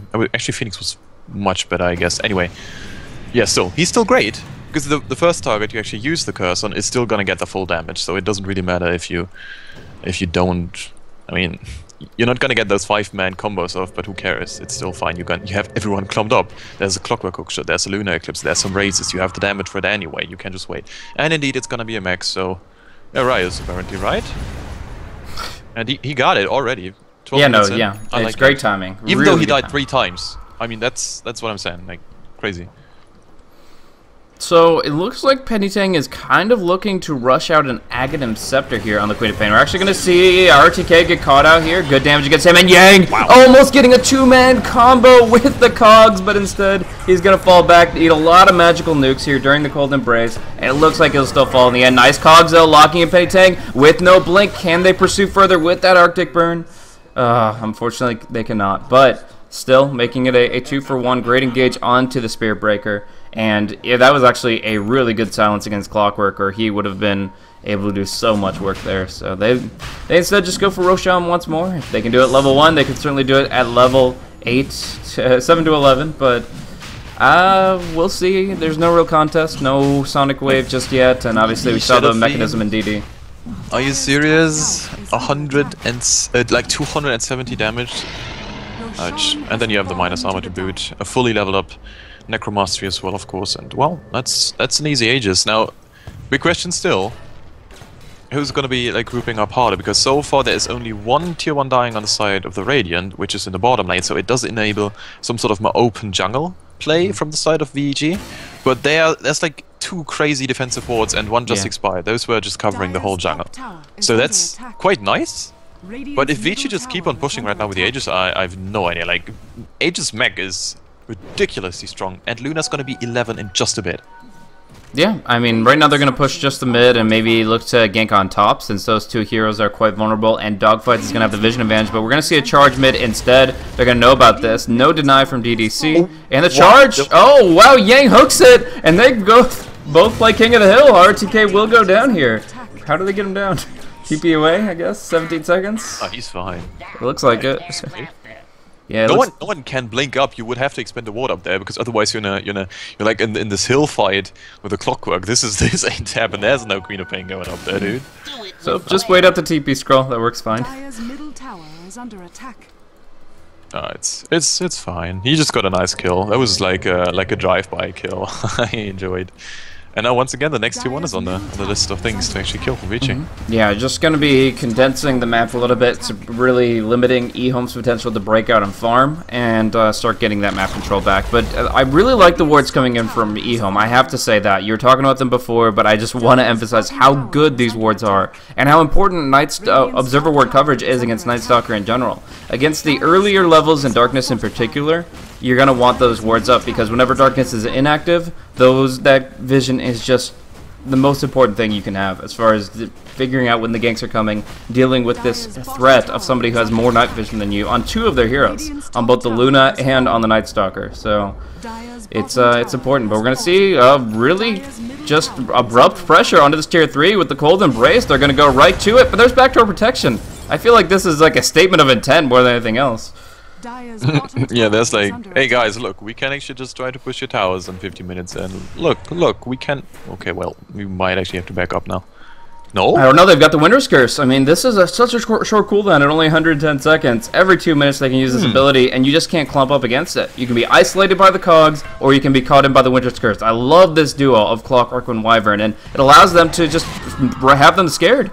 They are actually scared to take this fight at their steps because of what Yang and James can do in terms of counter initiation. Notice Wyvern's positioning as well, because Winter's Curse has quite. I mean, it's got a good cast range. It's not great, but he's got. I mean, he's got Tranquils. He's quite fast, so you can just stay behind. And this is so hard to counter initiate. The Scar is not going to silence him. That ain't happening. Alright, Quinny Payne is the only one with buyback here. We're going to see Lanham nuke down long range already. Dogfights will go down, but there's that hookshot onto DDC. Now we see Gyrocopter locked in by the Winter's Curse. Splinter Blast onto 2, and they will just wipe them all out. The last one standing is the only one with buyback, and she is not going to be able to do enough by herself here without the Sonic Wave. It's a 1v3. With the Clockwork coming back in soon enough, and yeah, they're just going to take the racks out straight up. The Glaives are bouncing through, killing off some Moonwells while the melee racks does fall. Penny Tang wishes he could do something. They'll go for a deny, but that's all he can really offer here. Will they finish off the range racks though? This is a little dangerous. Yeah, they'll leave it at half HP, and that is a huge win for VGP. Oh, 60-minute Rex is... That hurts so much. I would like to see some stats in this patch. It's like 60 minutes Rex. It's incredibly hard to come back from this. This buyback thing is, I don't know. Like buyback could change, so it's. I don't think it's as bad as it was to buyback early on, but still, it is just so hard, and no one had it like you mentioned, because you kind of don't want to save up when you're 60 minutes in, and yeah, it's a hard game. It's a hard game. Clockwork has a blade mail. Everyone just so incredibly farmed. Look at this SF, 10k net worth. Yeah. And Dogfight's just picked up a Vanguard here. I think that he's going to end up going Crimson with this. There's not that much utility in getting yourself a tanky, but there's a lot more utility in negating all of the flat cannon shots. So I think Dogfights, he had the option of going Ags or Crimson Guard. He's choosing Crimson Guard to deal with the Gyrocopter's damage output right now because he just doesn't hit that hard. If you're taking out, they buffed it, right? It's not 50 anymore, it's like 55 or 60? What is it? 55 damage block. Okay, so 55 damage away from the Gyrocopter. He's only hitting for 100 per flat cannon shot. That's just and that's before mitigation. And then you apply the armor, and yeah, he's not hitting for that hard. It's really good to have the Crimson Guard up when you're pushing against that gyro, and of course it'll work for anybody's auto attacks, no matter what. So bloodlusted attacks heading faster doesn't matter because they're still just as weak. And yeah, I think that'll be a good time to push for their next lane is when they get that Crimson up. Yeah, it's essentially like a pipe, right? You go high ground, you pop it, and yeah, good luck initiating fight with this one, because that ain't happening. Now a BKB, once again. This is a time where I do enjoy the BKB. You are so close to actually just destroying this whole game. You might as well get it. So where is the Roshan? We don't know yet, right? No one actually took down the node. Because I think it tells the respawn whenever you actually whenever you actually kill him as a spectator. Anyway, we're gonna see if this is gonna be like a quick Roshan. This is gonna be very easy for VG. So we're going to be seeing Luna going down bottom, pushing down tier 2. Pretty much the easiest tower they can imagine. EHOME would be just foolhardy to contest this. I mean, they could go ahead and Sonic Wave it down just because they have that 40-second cooldown Penny Tang.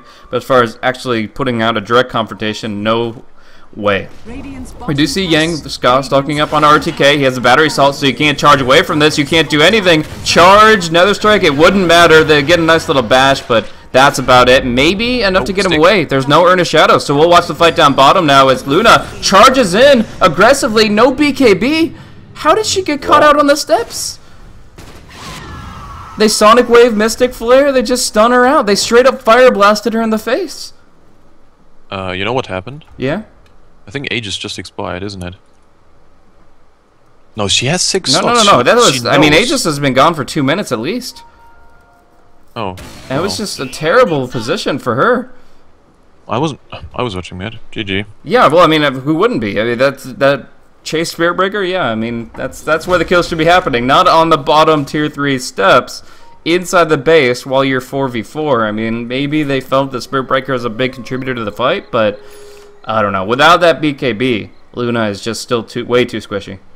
She was actually on Intred, so it looked like she just wanted to Lucent Beam harass somebody in the base, and then she's like, oh wait, now I'm dead.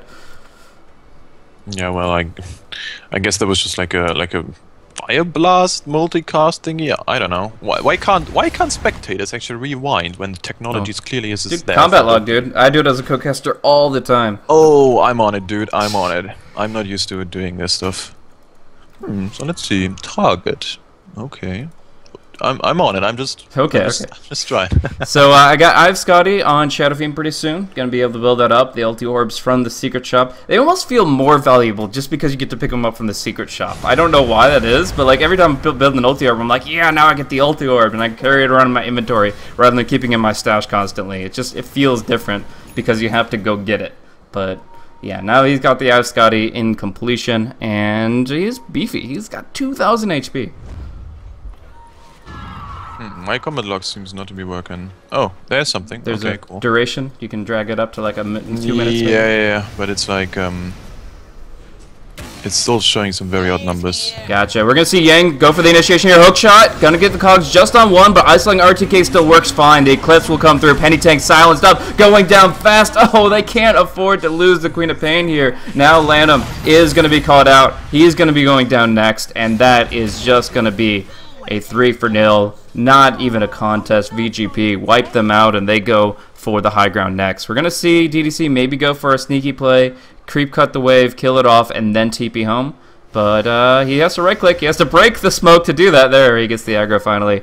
And they're just got to keep going. They have the creep wave to break back door protection. They just have one less wave of creeps. And in fact, the wave of creeps up top is going to kill off the ranged barracks. So already getting a gigantic gold boost, like 1,200 gold coming out from VGP just based off that range racks. But now going in for the tier 3, the glyph will be popped, and this may be the last stand. You know what happened? Fire Blast, multicast, Mystic Flare, Sonic Wave, boom, dead. Yeah, it's just straight up walked into a Fire Blast. It's okay, well, that's what we expected, but still. I'm actually so surprised we didn't see a Rex falling right here. I think they could have forced it if they wanted to, but the one thing I'll note is Eclipse. I think they want to just wait out Eclipse, wait out BKB. And Luna had absolutely nothing to offer to that fight without BKB, without Eclipse, so play it safe for like 2 minutes max, and they can still go in. They forced the glyph, which is actually a pretty big deal now. I mean, that's going to be down for 4.5 minutes. I feel like EHOME have to make this next fight count. It's a good timing, though. That's precisely what you need. If you win a fight right now, you might as well maybe take Roche. Oh, but it's so hard. Yang and James going to try to decide who they go on. DDC locked in the cogs. There's going to be the Blade Mail versus that Mystic Flare, but nice BKB from the Gyrocopter. Better Cold Embrace from the Clockwork. He's going to survive fine, and now they're turning the fight. Nobody has died. They're nuking them down, killing off everyone, and that's just GG, just straight up winning the fight. Glimmer Cape plus Cold Embrace equals OP. Oh my gosh, just beautiful play from James. He plays this Wyvern so well, and it's a pleasure to watch every time. That is going to bring us to a 1-1 draw here in this 2-game series, guys. VGP showing their potential. Yeah, well, just like they suggest. Yeah, well, this is the reason why the Wyvern was banned out, I guess. Like, in the first game, I think it was banned out, actually. Yeah, phase 2 ban. It was a phase 2 ban. They didn't get, ambitious enough to pick it up in the first phase, and EHOME are like, oh, okay, well, we're not giving it to you for phase 2. So this time they pick it up phase 1, And yeah, they up the ante for this hero. It's just now they feel it feels like something that you might actually have to ban out against James earlier in the first phase. Although there are other OP heroes you kind of want to take out, but man, he plays it so good. I'm just surprised. This level 1 Roche was insane, but then they couldn't really do that much with it. The levels were fine-ish, like 5 minutes afterwards. The farm was very much even. I think like it was like a 500 gold lead for Vici. And then still, they just went completely crazy as soon as the Wyvern hit 6. That was just great to see, and great itemization. Shadowfiend mech, that was huge. The second Aegis, they got the gold just rolling. They took every tier 1 on the map, and then they just took it from there. Great play, gotta say. That was very, very, very well orchestrated. Just nicely thought out, and also very disciplined play. Yeah, I think this was really solid. Generally speaking, when you see that level 1 Roshan, you're like, all you do is just talk about that. It's like, oh, they gave them such an advantage. It was a cheesy play, but it paid off, blah, blah, blah. No, this was, I mean, the Roche gave him a little bit of an edge, kind of made up for what happened to Lin a little bit, gave him a little bit more padding in that mid lane, in fact, in the number of times he got ganked and such. But overall, it wasn't the Roche that decided this game. It was everything that happened afterwards. And I think that was just really strong showing for VGP's teamfight potential, and I'm looking forward to seeing more of it. But we're going to be going into the next game, guys. This next matchup is going to be Tong Fu versus Hyper Glory Team, so it should be a pretty awesome match, and hopefully you guys will stick around. We'll be going into that one within the next 15 minutes. We are a little bit ahead of schedule as these games are going quick, but it's still going to be some great Chinese Dota headed your way. So thanks once again for tuning in to Beyond the Summit here. Check out beyondthesummit.tv for all their coverage hub type stuff for the Summit 3 and all their other tournaments. And of course, if you enjoy the commentary, look us up on Twitter at BlazeCasting, at PimpmuckL. Send us some love, some hate. Any kind of feedback is appreciated as long as it's constructive. Anyways, that's going to wrap it up for this 2-game series. 1-1 VGP tied up. We're going into HGT versus Tong Fu in just a few minutes.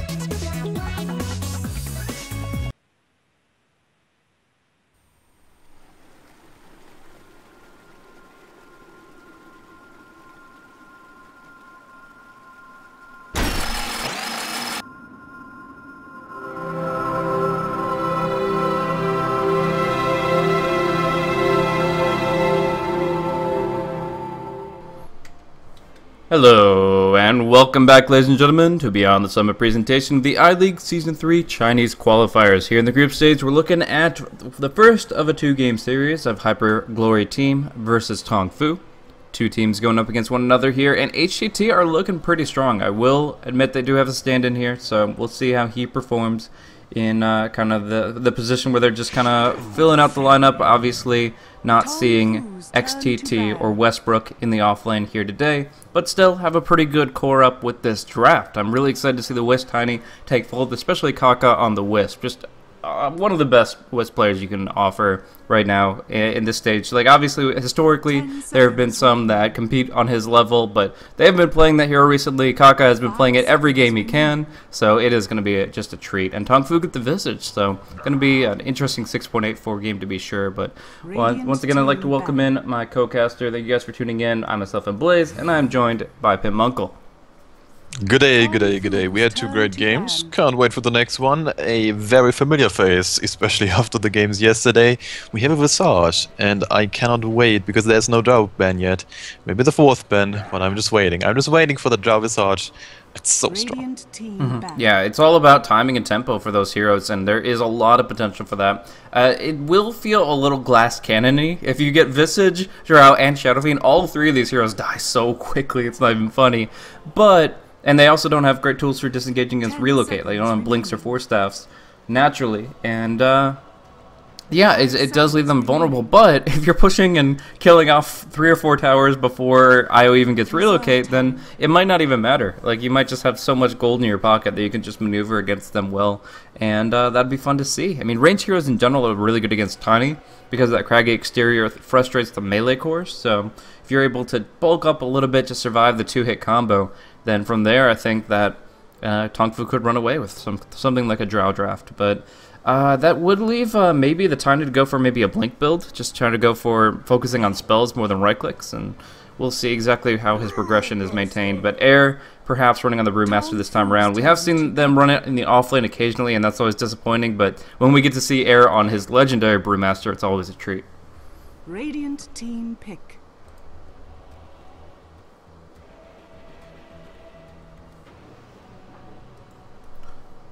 Next up is going to be the Clockwork here. It's going to be the offlane pickup for TongFu. Oh, sorry. Sorry. I was muted. I was saying, like, wow, you know, a Brewmaster, the hero that Air was getting famous for, where he was getting hyped up in the qualifiers of the last TI, and well, everyone knows what happened. It just didn't end that well. Anyway, I'm sorry. Now just go on the Clockwork. I love the Clockwork. It's fine. Yeah, it should be pretty good. I mean, this is a great way to isolate particular kills, looking at opportunities like finishing off the Tiny really quickly, closing on the Brewmaster, preventing split. You could still split in Battery Assault with the animation, but you might be cancelled a couple of times, and it only takes once or twice if you're dropping low HP next to a Visage, building up that Soul Assumption. So we'll see, but right now I think favor HCT's lineup, although I think that these heroes that TongFu are drafting up are really powerful and can do a lot of work. I still think that HCT just have a little bit more going for them right here. I mean, they have pretty much the tried and true heroes that allow them to win games, allow them to push forward, and all they have to do is deal with this Visage damage output and just kind of take it from there. As long as they can survive the nukes, they can easily bring down TongFu's heroes. There's no way you can like suddenly pick up an Omni Knight and make these heroes durable. They're still just innately squishy in terms of physical and magical aspects going right to them. It's going to be very difficult to keep them alive, to the point that I don't exactly know what they can pick up for a safe lane position that would actually allow them to push forward. Like you said, the Drow would give them more offensive potential, but there's no way that you kind of mix that offensive and defensive aspect here. It's kind of all or nothing. Yeah, and I am surprised that there's no Drow. However, against the Tiny Wisp, those guys get in your face, and the Drow is not great when there's people in your face, so I can see it. Brewmasters well line, natural blink heroes, right? It's still risky. It's still a thing. I would say you can make it work. Just pick up a very quick BKB if you can, you know, just get the ball rolling. If you can take those towers, it's gonna be good. Other way around, not so much. Maybe something durable as a safe laner now, even though you have the Witch Doctor Visage. It's hard. Yeah, it's a really weird mix and match, but Luna I think is a good middle ground. I mean, okay, why not? You get the offensive aspect with the Lunar Blessing. Everybody's going to do good right clicks here. Visage and Witch Doctor have great attack range, great attack animations, and with the Grave Chill, good attack speed. So I think Lunar Blessing is going to enable them to do a good amount of work. And then, of course, you hit one Lucent Beam, you set it up for the Soul Assumption, you got some easy kills. So the Bat Roar is going to have a pretty hard off lane, I think. So all in all, I really think that this just favors TongFu's laning stage. It really comes down to how well HCT manage the laning stage and move into the mid game, where they're superior in my mind. Yeah, I think it's actually hard to call in the late game, gotta be honest with you. Yeah. The Tiny Wisp is like crazy, but so is Shadow Fiend, Luna, and Visage. You can never really rule it out, although the X Factor is not gonna be there. This courier is annoying me to no end, though, I have to say. Like, the Empire boys also use a very aggravating courier. Maybe Roshan is going to be on this side of things. That's wonderful. Okay, back to the game. I'm just getting annoyed. So you got a nice full screen there for the stream, but yeah, we've got the cosmetic on the Luna, too. The golden Lucent Beam's going to be coming out. Going to be super shiny. Very weird. Disorienting as can be, but that's the hats in Dota 2 now. We got full TF2, boys. Exactly. No, full TF2 is something. Nah, that's the dark side of the hats. I don't even want to get anywhere near that. Like, we could joke about that, but let's not joke about that. Holy crap, that would be nightmarish. Oh, TF2. But yeah, we're gonna be starting off seeing Air pick up the Stout Shirlone's Brewmaster. Same thing with the Tiny. This item got nerfed a little bit, but the reduced cost actually helps it helps you open up in starting builds with it. So if you only get one set of Tangos, you can definitely afford the Stout Shield with a few stats. And that's going to make it pretty easy for ZSMJ to go and get involved. Kaka does miss the tree cut here, unfortunately. He did intend to cut down all these trees in this area. He will only cut down the inner ones, and that's not really going to help you too much in terms of pulling. So we're going to look at the bounty room bottom, secured by Kaka. Instant bottle for him. And Red will pick one up. We'll probably get some Tangos out here. Now the Sav will come through, so one Sav, two pooled Tangos. Red's going to be doing pretty well on this mid lane. But look at this position! Bat Rider trying to pull the creep life, trying to do shenanigans. Oh my. I'm not what? I mean, I've seen something similar. Like, I've seen actually, if you look, there's a spot here on the Radiant side where somebody hides in the trees, and then as soon as the creep wave passes up, they go and just pull it through, and that works fine. And I think he was trying to do some shenanigans like that, but there are so many disables level 1 from Tong Fu that is just not gonna work, unfortunately. And that's a first blood already taken care of. Kaka's got his bottle. He's gonna take some intentional damage here so he can get the full restoration to ZSMJ, but how do you feel about this 2v1? Do you think Shadow Fiend is able to get much out of it, or as soon as Toss is online, he's got to be fearing for his life? Oh, that's what you usually see, right? The Shadow Fiend is gonna get some CS, not that much, but as soon as this whole combo is on point, and this is why we have 4 stats up on the Tiny, right? So he can actually just combo on level 2. So he has to play so careful. This combo does so much damage, it's actually just completely disgusting. And then the tether slow.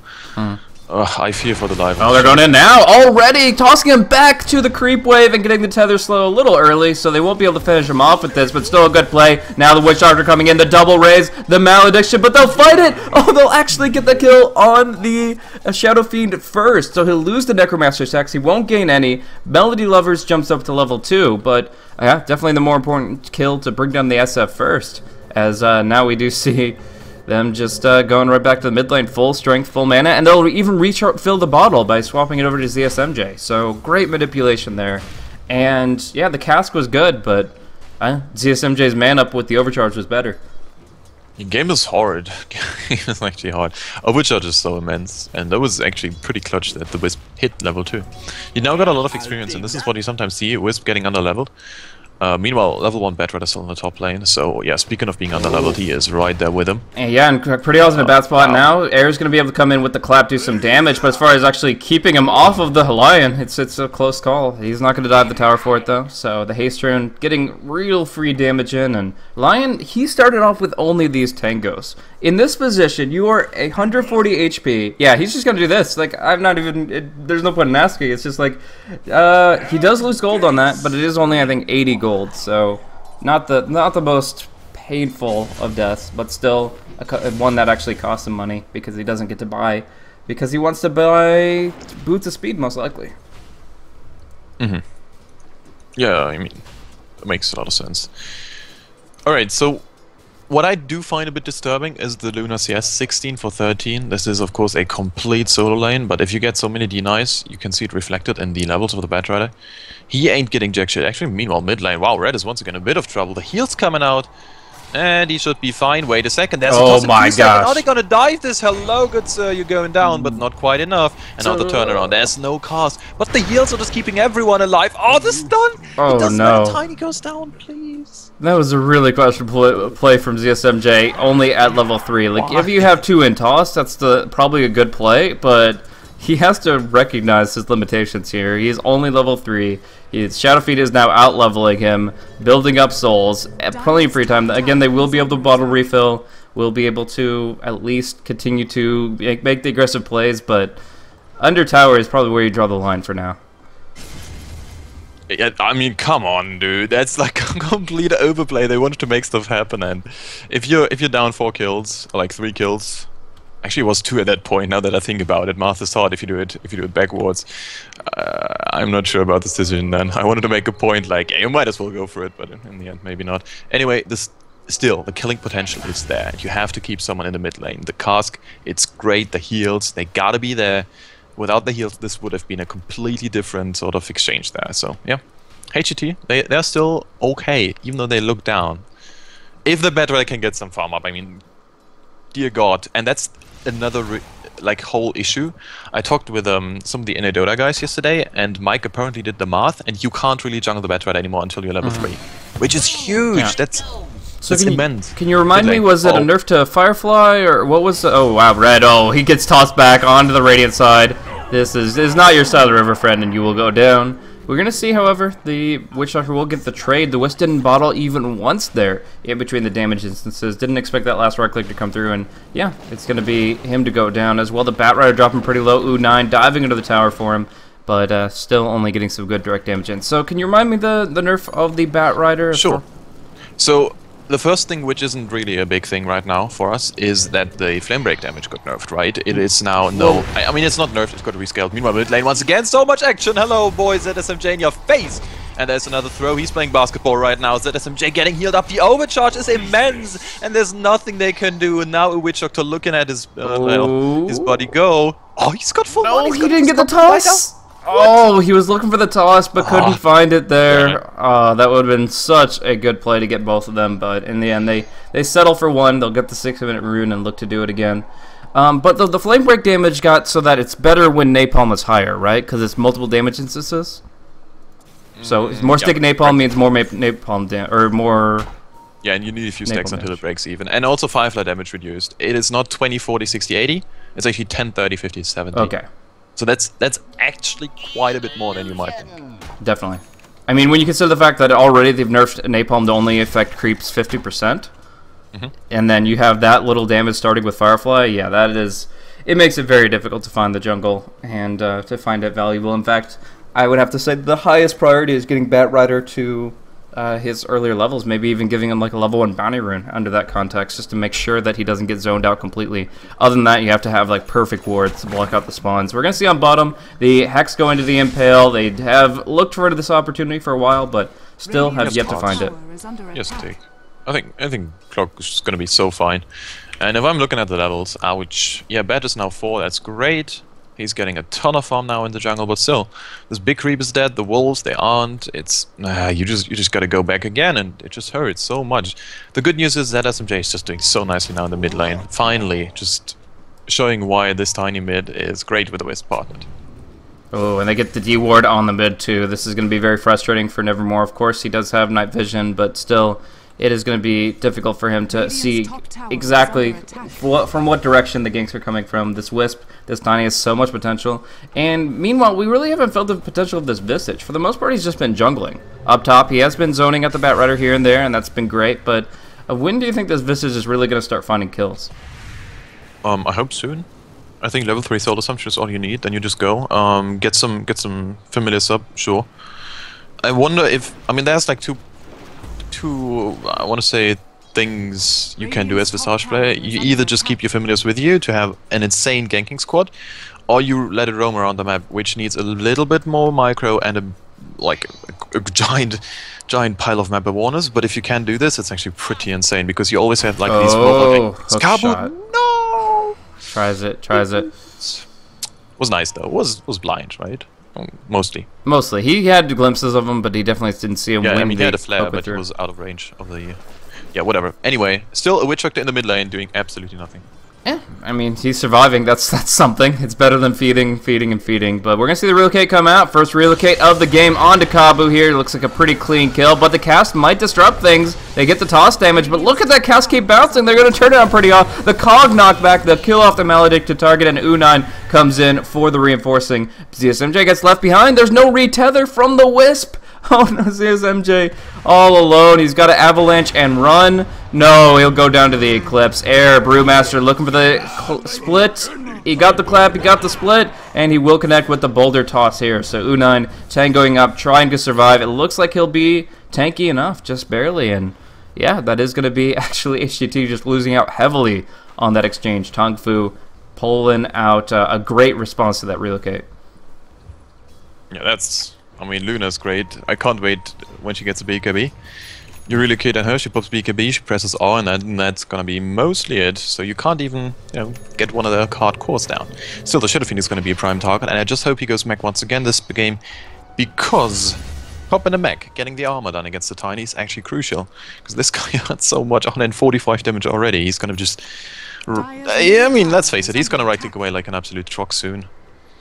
Yeah, so we're going to see the Smoke and See come through from the Wisp and the Tiny. They have a nice aggressive observer ward that I think blocks off this camp. I'm almost positive it does. So we're going to see the rotation come through. Wisps and Tether right onto the Avatos. That is one dead Visage. The Gravekeeper's Cloak will not help you here. And they're going to look for one more, but I don't think they have the potential to be that aggressive. They're actually going to go for the relocate on mid as Seth. Like you said, a target of choice, and that's going to be a pretty easy kill as they get the Blink Clap. Oh, great blink timing on Air's Brewmaster. I'm not sure if they even needed it to guarantee this kill with the Avalanche and then the clap, but in this case, they make it clean and actually go right back up top from whence they came. Looking at the Luna here, but looks like they just want to secure this top rune. Yeah, and they know Eclipse is down, so they could have went for it, but I don't think they had the biggest vision on it at all. There is still TongFu trying to make some plays. Kabu's waiting in the wings, and he might find an opening, but who do you actually kill? If you get the Batrider prior to his 6, that's great. But there is like a tiny wisp roaming around. Yeah, the cast though is absolutely perfect. No, it actually gets disrupted once ZSMJ pulls forward. So although he's trapped in the cogs, he's still doing some really good damage, and Air will get the clap down. Now we're seeing the Familiars double stone form coming through pretty early on, and it looks like they'll just leave it at that. Really good return kill, starting on the Witch Doctor, falling through for that Clockwork. Questionable plays. Ay. Anyway, yeah. I mean, if the cast kept bouncing for its full duration, maybe. Like they only got like 2 bounces out of it instead of 4, so maybe there's some more potential there, but not really until the Death Ward comes out for Witch Doctor. Yeah, precisely. You didn't have the Death Ward. There was very limited need to go there. They were banking on the fact that no one else was around because they didn't see anyone. They didn't have any sort of idea that the Brewmaster was still around. Maybe he was running top to farm because he was just mid. Something like this. Still, there's now the SMJ, 2k gold in a bank account. Another relocate. Holy crap, just back to back. The Eclipse comes out very early on. It will burst down the Wisp, but that's fine for them. They'll just throw an ultimate back the other way. So Wisp is dead, Luna's dead. It works out pretty well as Air goes back in. He can easily go for the Blink Clap onto the Visage. He will Soul Assumption onto Lion, and the last raise will bring him down. Oh wow, TongFu actually getting a little bit more out of this one as Red jumps up to 34, 36 Necromastery. Yeah, someone is praying to RNG. Jesus, holy crap. I mean, every bounce right in the face of the poor Wisp. I was blown away, and so was the Wisp, poor guy. Meanwhile, but you know, he's doing his things. He's now level 7, finally. Maybe the towers can be now finally maybe defended. I don't know.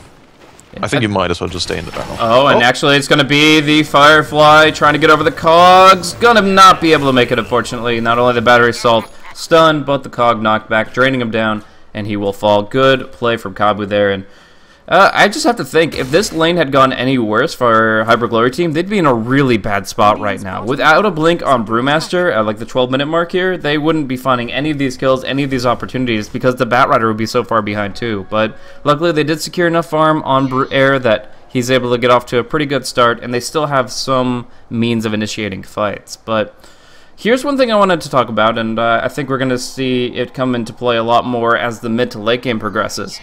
How do they kill Familiars? They have Lion and Wisp at max attack range. Everybody else is melee or very, very stubby arms with the Batrider, only at 375. How do you actually get 4 hits on a Familiar in this game? It seems impossible. Well, yeah, I agree. I mean, the one good point about having a Wisp is the turn rate. Yeah. I don't know. Oh, Red, dear God, he is so dead. Yep, they probably suspect a ward now. They will try to go for a turnaround here, but it's actually turning into a 4v3, and they're going to go a lot of damage into the Witch Doctor. Nice Soul Assumption, but Air's on the front line. Big clap and crit. Looks like Io might die in the process, but Melody Lover, no Death Ward for you. He'll go down quick, and there's just going to be fire all around. Kabu pops the Blade Mail, going to do some damage back with that, but it's not going to be enough to turn the fight, and now the Tornado onto the Luna. Really good Cyclone coming out. The birds are still causing some issues, though. Pretty Hawk may still fall. One more hit from U9, and they'll kill the Lion, but he doesn't get the chance. He gets tossed up, he gets smacked down, and they will look to run him down with the Blink Clap. Finishing it off. The birds, though. Birds have Stone Form, locking him in. Shadowfiend going in for the double raise. Oh, still not able to do enough damage back the other way, though. He's pretty afraid for his life, to be honest. So, in the end, a very convincing fight for HGT. They just started it off strong with Shadowfiend pick off, thanks to that Observer Ward. And with the Relocate, they could just keep that snowball rolling. That was interesting. I gotta say, I was surprised there wasn't a Summon Familiars coming up for more stuns. He was still doing a great job stunning up people, but it was like a bit of a panic move, I guess. Like the last second there, when Red was TPing in, there could have been just a tad longer on the stun duration, and maybe it's just enough for a double race or something, I don't know.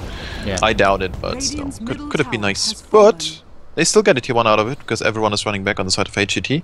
The good news is the gold graph, it looked like a huge early game lead, actually like 3k at like 8-9 minutes is actually quite big. But now HGT, they're just playing the power of this tiny wisp being global, just active around the map, and even the Bad Rider, after having such a bad start, well, you know, just next thing, he's going to be picking up a Blink in a minute or two. Yep, we're going to see, thanks to the Lunar Blessing as well as the Medallion of Courage, the Roshan fall very quickly. Presence of the Dark Lord also at 1 value point, so they take it down quick, they get the Aegis up on SF at the same time as his mech, and suddenly, Red is actually tanky. Like, he's actually gone from one of the easiest heroes to pick off on the map to somebody you really don't want to mess with. So that's a great adjustment for him, but at the same time, ZSMJ picks up the bigger item with the tree, with the Aghanim Scepter. He's going to be just wailing away. Radiant's bottom tower is under attack. It's still an insane push lineup. I mean, HGT are great pushers themselves, but TongFu isn't just that much worse. I think they're more combat oriented though. Like I feel like HGT, if it push comes to shove, they can go for a base race any time of the week. If ZSMJ gets just one more item, but with TongFu's lineup, they really want to take a fight and then go for the push. They have so much more potential in their ultimates in general as far as killing people off, and I think that the timing is going to be when BKB comes out for U9. Question for you now. We have a Brewmaster and a Tiny, both natural AC builders. Who would you favor on, actually? I'd say AC for the Tiny still, and then go for the Vlads on the Brewmaster. I don't think Air's farm is that amazing, and also Tiny really benefits from that attack speed. Like, the only way you could do it the other way is if you have insane farm on both of them, and then you go AC on the Brewmaster and Moonshard on the Tiny to make up for that attack speed loss on the slot. But then that leaves you physically vulnerable as far as armor goes. So Air would have to have insane farm and stay with the Tiny all the while. Yeah, good pick up there. Pretty kind of sets him up for it, though. And now Air's going in. They don't get anything from the Lion, but they are going to get the split and the relocate in here. GX going down quick. The Tiny whacks him with the cleave, and that is going to be a double now with the Aegis going down. But Luna tossed up. Great target to Cyclone. They lasso the Witch Doctor as well. ZSMJ has to pick a target. They actually bought back on the Lion, got him back in with the Finger of Death, and now they're going to right-click him down. But the Eclipse, the Requiem doing too much damage. TongFu bring it back around. They're going to look for a dieback on the Lion here. Last right clicks come through. Lion will fall. The Bat Rider can do nothing for it, but Air certainly can. Jumping in, going for the clap. Now in a bad spot, and the double stun coming out from the Familiars. Io trying to heal up Air. They're looking to go back in with another Blink initiation. Red will be falling here. There's no way for him to get out. He could just try to TP, but the clap damage, the crits, it's too much burst. Air will go down in exchange for the Shadow Fiend. And U9, the last man standing for TongFu. We have some supports that have respawned as the fight progresses, but as a whole, that was a pretty hot and heavy engagement. If not for the Lion dying twice, it wouldn't have looked so bad, but with that, it's a huge golden experience swing in favor of TongFu. Yeah, it hurts. It was, I mean, the relocate was pretty optimal. He was relocating somewhat defensively. He couldn't really pressure anyone else, so it was nice.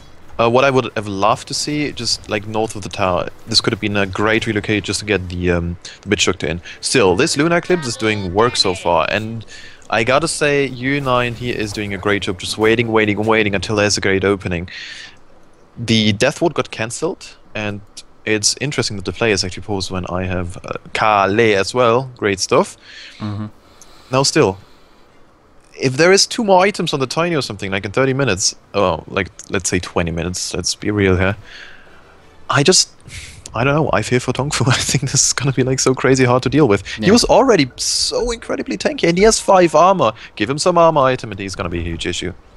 Yeah, I definitely think that ZSMJ is that ticking time bomb, and TongFu, they need to address that threat. The best way they can really do it is just go BKBs, but Melody Lovers will be picked off by a Blink Lasso, the Relocate on top, and that's a dead Witch Doctor. So, yeah, moving forward, I think item-wise, I think that the Luna needs to rush out the BKB immediately. She's working on that now. And then, of course, Shadow Fiend should probably look to pick that up next. I mean, it's not going to solve all their problems, but quite a few of them are going to be resolved by that BKB. And they also need to think about trying to win this game within 20 minutes time. So the BKB is a nice item where you can just back-to-back fights, use the 10, 9, and 8 second charge and make the play happen. Red down bottom. Oh, he just wants to farm it, but gonna be taking a lot of damage here, and it looks like he will go down. The mechanism, oh, almost enough to keep him up, but Kabu couldn't get in here in time to turn around. And I don't know if this is a fight you want to really take. The Blade Mail tosses him back, but if they get any more reinforcements, ZSMJ can just kill you during the line disable. So play that carefully and fall back. Even the Clockwork walking with only 400 HP. That was the correct choice. They didn't have vision on UU9, so they didn't know if the Luna was coming their way. And also Eclipse was on like 5 seconds cooldown when they actually threw back the Clockwork, so they didn't really know if the Eclipse would be coming in. And like we see it time and time again, you overextend just a tad, someone's TPing in, suddenly some freaking beams in your face, and those golden beams, they hurt just as much as the blue ones. And I don't know, that's the only issue right now with the Tiny. He's got 2k HP, and if there's no overcharge just in the second, he can get brought down by something like a Death Ward, which you have to channel, you know, just get thrown at, or an Eclipse, but that's it. Yeah, we're looking for the mechanism on the Wisp, most likely. That's going to be a big pickup for Kaka. If you can obtain that, then they can just do anything. I mean, he doesn't even have a Magic Stick, honestly. I find that pretty interesting. Usually Magic Stick is pretty cool on the Wisp, too, just for the burst regeneration via tether and such. But in this case, he's saving. He's banking every penny he can, so he can go for that mechanism. And I think that'll change a lot, because you get that armor that you're talking about, you get the HP, and it's up to 625 healing with the tether, so it's really high burst potential for bringing somebody back up, even against Eclipse and Requiem. Yeah, I mean, Wisp. He got no issues with such a 2k HP Tiny just healing him up. Also, I want to see Glimmercape on the Wisp. That'd be great. You went BKB. What do you think about that? ZSMJ, obviously there's 2 factors here. You got to consider the timing of if they can coordinate, make sure that they can tether before the BKB, and the other thing is if it actually helps, but it's pretty gonna be caught out here by Kabu. ZSMJ popping the BKB, going man mode right on the front line. Death Ward doing work, finally cycloned, and now Kaka will be burst down, doesn't get a chance to disengage or survive, and ZSMJ now too slow to do anything. He's got the toss coming back off cooldown, but they're just gonna stun him out over and over again. They don't have the stone form, but they do have the cask bouncing back and forth, and ZSMJ falls. That BKB just didn't do enough there. Pops it, starts swinging, but they lose the Wisp, they lose the team fight. Yeah, that's pretty much the story right there. He couldn't keep up with the people, he was trying to chase down real hard. He had a great like avalanche shot combo on like 2 heroes, and they were doing a lot of damage in this fight. Everything looked fine. The BKB on the Luna was forced out quite early, but this is still a 10-second BKB, so it didn't really matter. You try so hard to actually chase down the Luna, it just doesn't work if you get pounded by anything else. And the Death Ward was doing a crazy good job. I mean, she's got almost 400 movement speed right now, and then she has the Drums of Endurance she can pop. Like, that's just absolutely insane. You have to lock them down. You have to provide setup for the Tiny with the Earth Spike, with the Lasso, anything like that, because otherwise they're just going to run circles around him, and as we saw, the BKB just wore itself down. That just wasn't as effective as far as focus fire on specific targets that they needed it to be. And that's what I was going to talk about. Like, do you feel like he could benefit from an item that isn't BKB a little bit more, like attack speed, movement speed, work towards AC, or just build a casual Yasha? I would say yes, but I'm not sure how comfortable the teams are with the Glimmercape on the Wisp just yet, because this is the other option, right? The Wisp picks up a Glimmercape. As such, if there is some sort of Luna ultimate popped, the Tiny gets Glimmered. Maybe the Wisp gets Glimmered, some one of those guys. So it is an item which is not as I want to say, safe as the BKB, but it can be used in various situations. And the Tiny, in fact, goes for something else, so maybe an AC. Both things have the pros and cons. I wouldn't fault ZSMJ to go for the BKB. Looking at Kaka's items, I was assuming, yeah, he's got to go for mech. Like, there's no way he doesn't go mech here. And then suddenly, he buys wards and progresses towards Yule's Scepter. Yeah. Yeah, that's for like 2 minutes. I don't know. What? I mean, obviously, Yule's Scepter is a nifty item. A lot of value, potentially. I mean, you can disable somebody, you can get that extra Cyclone out in the fight. You can self-Yules when you're being focused, and that's great. But, I mean, is that 2.5 seconds, 2.5 seconds in the team fight really all that valuable? To be honest, I think this is mainly to actually control the Witch Doctor. Okay. Or like just control people. Is it really for the Wisp? I don't know. I wouldn't mind, but I do not believe so. Still, they've got great control already, right? They have a line, they have like, yeah, that's what I'm thinking. They have Brewmaster, tons of stuns as well. I think they're just going to use it defensively on the Wisp whenever he gets focused. Like, I mean, he has been dropped down pretty quickly in the past couple of relocate fights, so I mean, yeah, it's definitely possible. Actually. I think this is like the main thing, because like you mentioned last team fight, everyone was running away and suddenly the Wisp died. Boom. No movement speed on the Tiny, no overcharge, suddenly he's dead. Okay, well. Still, the good news is, Blaze, ZSMJ is farming up so nicely and so quickly. Yeah, you give away in Aegis right now, and you can still just try to go in. Oh, actually, Air goes in. Oh, what? Yeah, they're trying to cancel TPs. They're base racing it. They're just going to say Cyclone, Boulder Toss, $1 million Dream Coil this shit, and we're going to see them go in. There's a lot of lag coming out right now on my end. I'm not sure if the players are experiencing it as well, but we're going to see a lasso up onto the cliff here. U9 can't get away. He has no TP. He's going to get relocated on instead, and he's going to go down. Oh, my. They're going to kill him twice, maybe. Right now, the Familiar's doing some work. Visage has to get away. He has to get away. He gets Flame Break towards the Tiny. The big boss man on the high ground. He'll right-click him down. It's King of the Hill, and HGT are the kings. Now they'll blink. Kill off the Visage. What a fight. What a fight from Hyper Glory team. That was amazing. This is one of those things... It's not quite highlight reel worthy because there were some very interesting decisions, but the whole execution thing by HGT just really shows how much like execution perfection they just acquired in the last like year where they've been playing together. That was perfect. Airs blink in, that was balls to the walls. This guy, he knows his Brewmaster inside out, and you could see this right there. There were 5 people in rows pretty much, and he was like, well, I guess I'm going in, boys, because well, he's a level 50 Brewmaster. And what can really kill him there? Death Ward can be cancelled. Eclipse doesn't do that much damage, especially not to the Earth one. Well, looks like he just goes in. Cool, great. It's just ridiculous. I mean, what they're able to do there, the pressure from the IO Tiny up top while the disables were coming up from the Brewmaster, forced them to panic TP like 3 people back all at once, disengaging from the Roche in a very haphazard manner, and that left the Batrider free to lasso and lock the Luna down completely. By picking up Aegis, she dropped her TP, and as a result, there's no way she gets out of that situation with her second life intact. So Visage tries to help out, they all go down, and the entire fight just goes to HT. Even though they did lose the Roche, they just take it so convincingly. It's just ridiculous. That was so smart, the way they were able to just draw out the map globally and force Tong Fu between a rock and a hard place.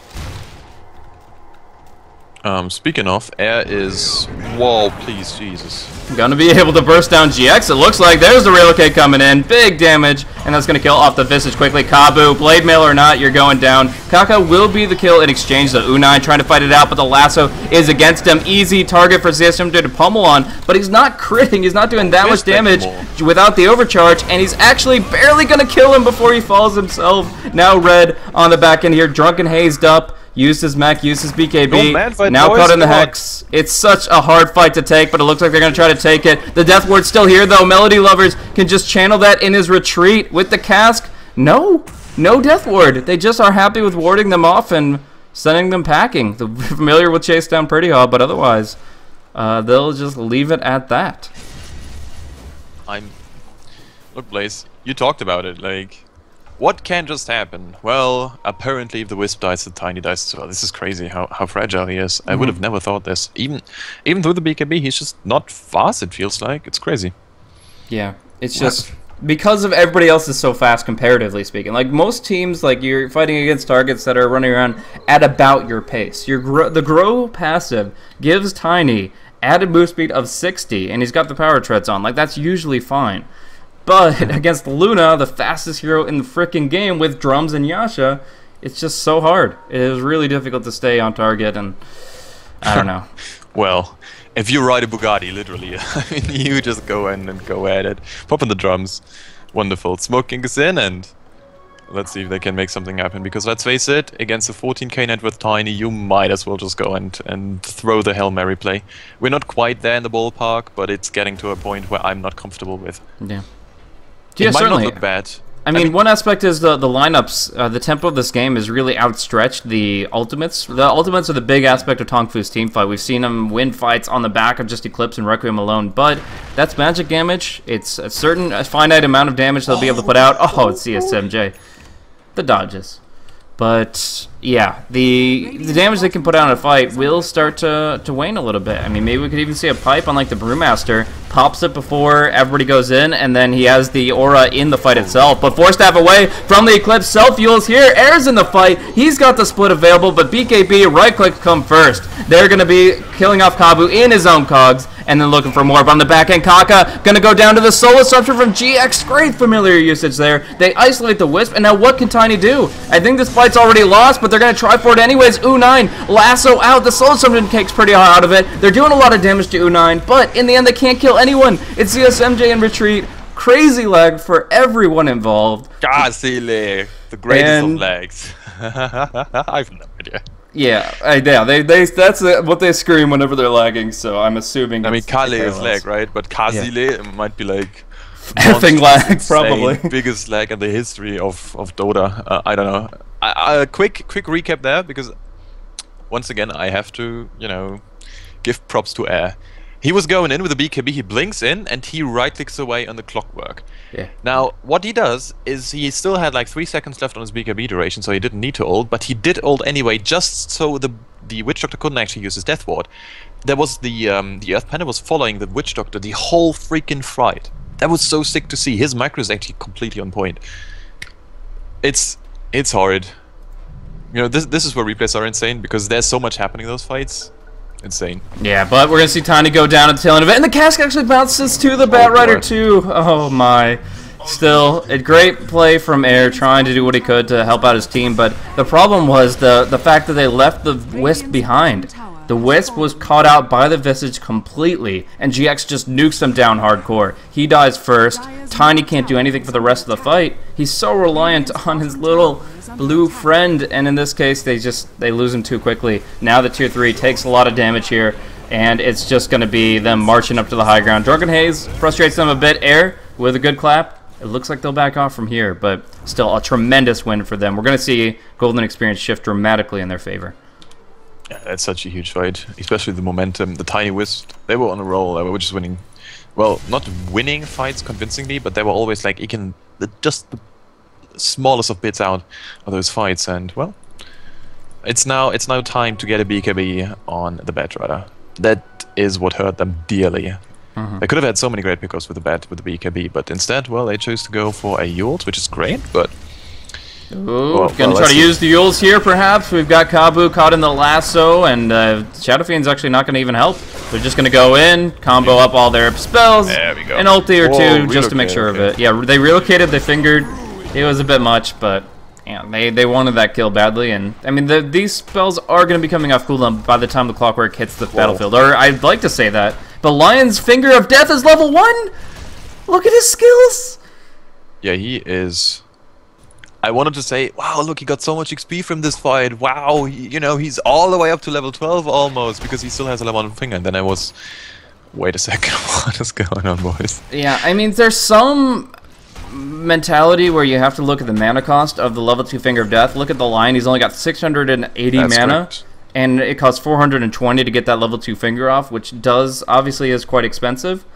The thing is, though, this cooldown is just so valuable to reduce. To reduce it from 160 to 100, then down to 40. Like, you really need that. So, I would say just build differently. Try to get a magic wand or a bracer or whatever you need to get that mana so that you can still use the level 2. Because it's a hefty cooldown. You have to actually call that a trade, that you trade your Lion ultimate there, because it's Clockwork's back up, they're willing to fight, and you're lacking one of your big cooldowns. So just a nitpick, I suppose, because again, he'll get it leveled up when he can, and he'll have the mana to support it in the future, but it's just one of those things that can shift the game quite a bit. But right now we're seeing split push coming in from the familiars. They just used their stone form, they've got all their charges up, and Tiny has that AC. I mean, charges are with the line. Oh, wait a second. Do they have any sort of reveal? Yeah. Oh, this is so risky. Kabu gonna relocate against him. He's got the Glimmer Cape on him, but still gonna be going down pretty quickly. They're trying to finish off Kabu, Ekaka at the same time, but the Soul Fuels keeps them up. So they have to remain tethered if they want to keep them out. Yeah, they pull him out. They waste Luna's BKB, and Air just has to BKB TP away. Nothing to cancel it. So yeah, and their Kalina familiars down bottom will get one, and the others will stone. So as it is, I mean, just the fact that Kaka was able to live through that and pull everybody out, I think that was still, it was really good for TongFu to take that fight, kill the Clockwork, and force Luna's, I think, 10-second? No, whoa. It was a 6-second BKB, now it's down to 5. Okay, I don't know where my brain went, that I thought she has not been using BKB in the past few fights, but... Oh, it's fine, dude. I'm doing this the whole day, I'm getting flamed, it's fine. It's actually insane, I don't know. Yeah, I think this is perfect execution. I was very much questioning the whole relocate thing when they went, but if you just blow up some guys so quickly, even through a Glimmer Cape, because now the right clicks are just coming through, right? 324 damage on quite a nice attack speed, minus armor coming in as well. Well, that's all you need apparently. And here the Yules was just immense. Yeah. But I'm sorry to bring it up, but I think the Glimmer Cape would have done the absolute same. Of course. But I don't know. I kind of feel like what I want to see more of is Ghost Scepter Glimmer Cape, right? So you take no physical damage and you suppress all the magical damage received even if they see you. But Yules is kind of the one inventory slot that'll do both of those things for you just for only 2.5 seconds. The one thing that it does, actually we're going to see Air get the BKB quickly, nice BKB reaction, but we're going to see also jumping at a pretty hot, Kabu's going to take him down inside the cogs, the relocate on the front line, Red is going to be lassoed up, CSMJ gets 2-man on the Avatars, big right clicks from him, U9's really the last man doing anything as Shadow Fiend buys back into tier 2, U9's going to play games with him here with the Eclipse, with the right click, CSMJ on his last legs, he'll be going down, they don't even focus the Wisp, but they get the kills they need, and they turn that fight back around on the back of the buyback of the SF. Brewmaster blinking high, going for the TP. The stone form is just slightly too slow, and that is going to be TongFu taking the fight as a whole, but needing to do more with the Shadow Fiend buyback. That was sick. That was such a nice fight. I thought this would... I honestly thought this would go hard on the way of on the heart of HCT, just because Air was the guy who is breaking the smoke, he popping the BKB, but what a great hookshot. Lion gets completely just nullified, and he still doesn't level up anything except for his hacks, which... Oh, wow. I mean, it's fine. At this point, I guess it's fine, you want to have the mana. Yeah. Yep, so we're going to see the tower fall pretty quickly here, tier 3, getting right click down, no way to like Firefly, they're going to try to Firefly this and try to make it... I'll find a way to clear out the creep wave. Now they get the buyback of the Tiny. They're trying to force more. Can they get a relocate forward to actually get him involved? Right now, it's just going to be Air blink again. No split, but damage is insufficient to bring down Kabu, and they have to blink forward with the Batrider to bring him down. Now ZSMJ, without a tether, active. He needs to stay on target. He needs to chase them down. Red TP's away. Melody Lovers gets the cask, is still on the run. It looks like he'll survive. Down bottom, it's going to be GX all by himself, killing off the Lion with the Familiars and the Soul Assumption before he too falls. Now they've got 3 familiars they need to claim and a Roche they need to grab if they're going to make up for the losses they incurred here. But familiars are just so tanky. Oh my gosh, I hate that so much. Those birds are unstoppable. We're going to see relocate on the lasso. Witch Doctor is going down. So that should be Roche, right? Hello? Oh, Glimmer? Glimmer? Anyone? Oh my. Yo, I'm done. Yeah. This is... 6184 Dota is embodied in these familiars and that Glimmer Cape. Like, what the I think we just actually lost the video game, boys, as a caster. It might sound crazy, but it's true. Meanwhile, the Roche goes the exact opposite. Is this even Dota? Why not? You know, just... Yeah, I mean, HCT, like... I don't know. I really feel like this should be something that is contested very heavily by HTT. Instead, it's free Aegis, free cheese.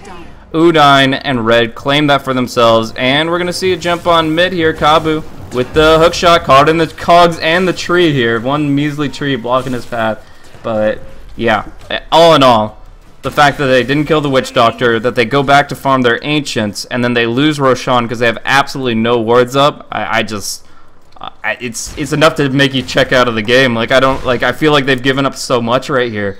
And HGT, I mean, they don't have buyback on the Tiny. One pickoff on him is so deadly. And Shadow Fiends is cooling down. I mean, he's got the cheese at least, so unless he's chain stunned to oblivion, he should be able to at least make use of 2 full health bars. The good news is, just because of this whole play there, now the gold graph is actually right back into sub 1,000 gold, which means this game is so incredibly even.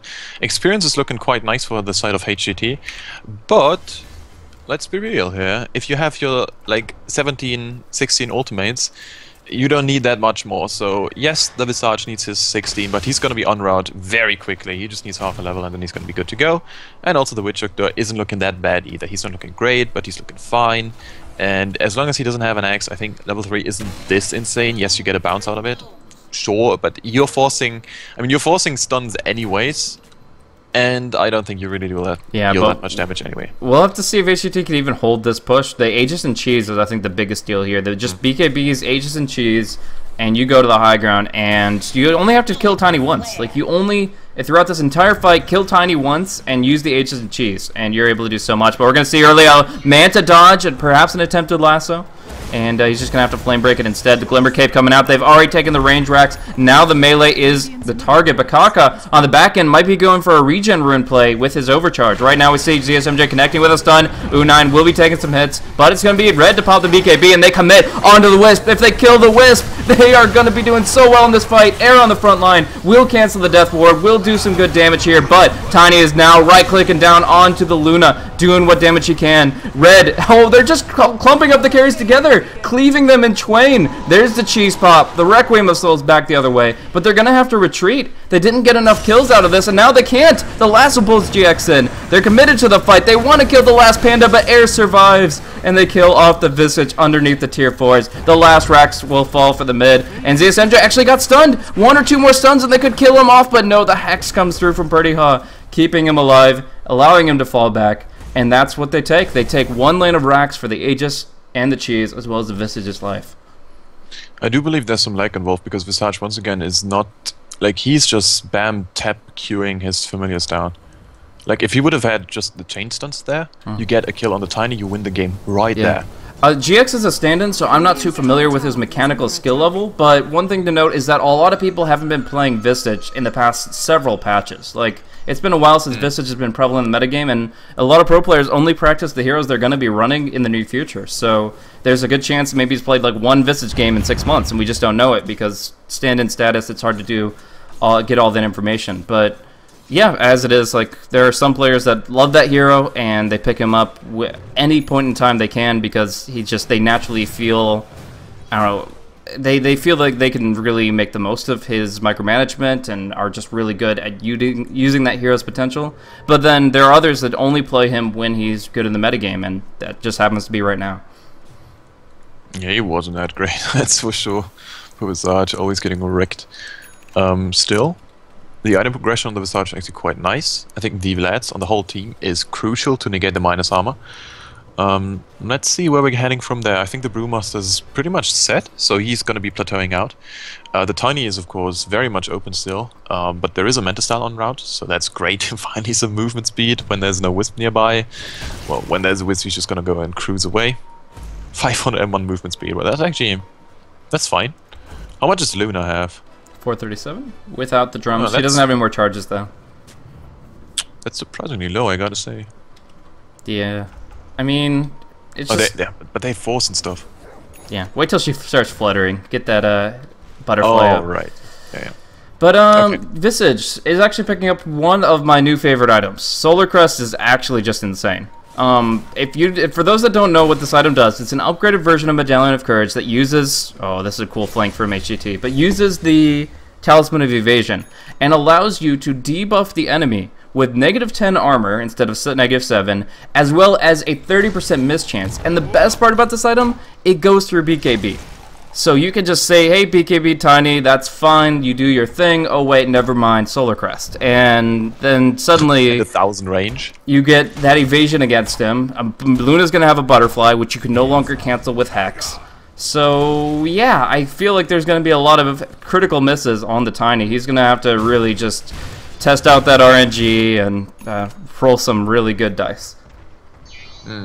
Yeah, definitely. And it's not only that, it's also 1,000 cast range, 7-second duration, a 7-second cooldown. Hello, what's up, dudes? Meanwhile, GX is doing his thing with a micro. He's gonna have his birds down bottom, and he was keeping his birds down bottom for the majority of the game. And finally, he can actually just like use them for something. But the Tiny Wisp combination, they know what's up, and they're just forcing down those birds away. And does he have a resummon? No, he doesn't. Oh, he just used it. Just use it. Yeah. So he yeah, gets all 3. That's the big thing. Is he lost 1 to the Tiny Wisp, but he says, okay, get all 3 full HP, ready to go. And he is level 16, so he just hit 16. He gets the best summon you possibly can, level 3 birds with the Ag Scepter, and we'll see what he can do with them. I'm just waiting for some solo kills on the line or something. He's got 800 HP. That's nothing. It's true, but who would actually make that play? Obviously the Clockwork the would be involved. Visage birds. Okay, just the Visage. Oh, Go. yeah. Because he can't control them, right? And he's he's got 380 movement speed, but he's tranquil. So if you get attacked, you lose a lot of this. You're running on 350 movement speed. Where are the Visage birds? I gotta check this. Are they on 400? Yeah. So it checks out. Math checks out. We won, boys. Yeah, you should be able to run him down if you can't get the blink away from them. He obviously doesn't have a Ghost Scepter, so yeah. I mean, I'm just saying, like, Pretty has been he's been doing this thing where he just stays in the trees for quite a while. This AOE 2000 style, and if you run him down someday, maybe you get an easy buyback. He's 1 in 10. Oh god, poor guy. I feel for him. Oh yeah, it's been a tough game for him.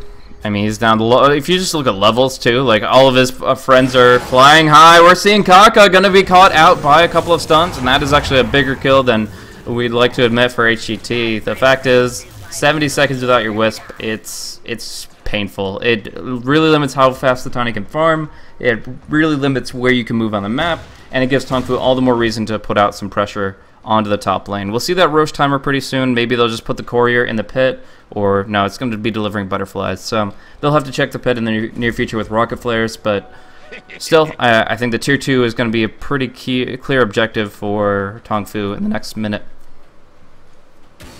Yeah, I'm still not sold on the idea of the next item on air. He's racking up the gold. At this point, it's most likely buyback because he can only spend 450 of this. Yeah, but still, I wonder. 50-second on Roche. That is actually huge. If they are actually checking this, HG could get a super sneaky Roche. Maybe lose a tier 3 for this, but they can't check it. They can't know it, I guess. Yeah, there's a gem on 2 sides, so wards are really lacking, but the Firefly versus the Rocket Flare is really the tools for vision right now. We're going to see ZSMJ all by himself. They know there's no Wisp behind him. Wisp is dead! You can't... Oh, they don't have a Yules. Oh, and the clock. I'd say it's pretty dangerous that he didn't BKB for that TP. It's only 5 seconds, so usually you'll see a BKB usage there, but... Yeah, in the end, he doesn't regret it. There's no Yules on the SF, or that would have been insane. We're actually going to see a lasso relocate in now that the Wisp is up, and they're going to try to bring down the SF really quickly. The right clicks are sufficient, and they might be forcing a buyback off of that, but they have to disengage cleanly first. U9 with a double damage rune, and they connect with a hook shot just onto the creeps. Air, where is he at? Blinking into the tree line. The familiars cannot get in range for the stun in time, and that is going to be him making the getaway. So, sick play. Good play, but could they just go for 4-man Roche while they know that everybody's in full retreat? Well, they have to. Well, they're going to try. Still, it's the best thing you can get out of this whole situation right there. Casual ring of a killer down. Look how fast he dies. Yeah, -10 armor. I mean, that'll do it. Insane. The bird's doing some good work too, and now we see the Cheese picked up by the Clockwork, the Aegis picked up by Luna, and Luna is actually a really good carrier in my mind. But we're gonna see Air. Well, what is he doing? I mean, they have the relocate coming up pretty soon, but this is still a very aggressive play. They'll split. They'll go for it. Pretty Hell's gonna go down quick, but who's the next target? Actually, gonna be the Lion going down inside the cogs. That's it. They're just going for the base race. They're just taking down the racks. Oh, control play. The dream coil coming out from HGT as they lock in everybody, preventing any disengage and allowing them to take the entire top lane of racks. Yeah, problem is there's still a tier 2 in the mid. There's still a tier 2 bottom. So yeah. you wanted to red hard. You got it partially. Still, that's a good start. I think this is an okay trade, definitely. Yeah, it's hard to make those calls on the fly, but with the lane pushed out up top, they go in, and what looks like a suicidal play from Air is just space creation, so they can take those racks. Easy trade, for sure. I mean, the cheese does get sent over. It looks like they ate the cheese. Kabu was dueling out with the Lion inside the cogs and was barely able to survive against him, but seems like he needed the cheese to get back up on his feet, so they used that. The Aegis is all that remains from what they got from the Roshan, and obviously the racks are a greater advantage unless U9 pushes in the next 3 minutes. It's funnily enough that Ed didn't even die. He's still alive and kicking, now with 4.2k gold in the bank. You know, suddenly you can actually buy something, that's great. I still do believe this is going to be an open game here. What is the gold graph looking like? Wow, that's crazy. I love it. This is the game that I like to see. 6.84 with it stretched out a little bit longer. Just seeing more back and forth rather than the dust ball that I've been seeing from Vici and from EHOME and such. TongFu and HGT have really fleshed out this matchup. ZSMJ, oh my gosh, walking into 3 heroes all of a sudden. That's not the pickoff you're looking for. They'll relocate him out back to the fountain. They'll sacrifice the Wisp. That's disturbing. You could have BKB TP'd because the second the hookshot is down, you can just press that BKB. That is absolutely true. But I think the relocate. I mean, obviously it's got a 2-second cast delay, so I think they relocated just in case Kabu saves the hookshot. Because in the circumstance where he saves the hookshot, you don't have that option. You can't just wait for your BKB to come out, and yeah, it's just it probably was the right call from the Wisp, but it does cost them. No, it was right. It was the safer call because he does have buyback, right? So yeah, he might as well. So we'll see. He's going to most likely have to use it here. Familiars, what are they doing? Are we going to get a resummon down bottom? Because we have no Familiars, and we have a Lasso coming in onto red. They buy back on the Wisp. ZSMJ pops the BKB early, so the tether will be delayed. A hookshot onto the Lion once again, but Pretty Hot has dropped his payload already. They force the Aegis onto the Luna. She has the Eclipse, Manta, BKB, everything going to come out immediately from her, trying to burn down Kaka, but he self-fuels. He survives. There's no Soul Assumption to follow, and they're getting the disables onto GX. They look to kill the Visage. The Force Staff out. The right clicks are enough to finish him off. The Soul Assumption.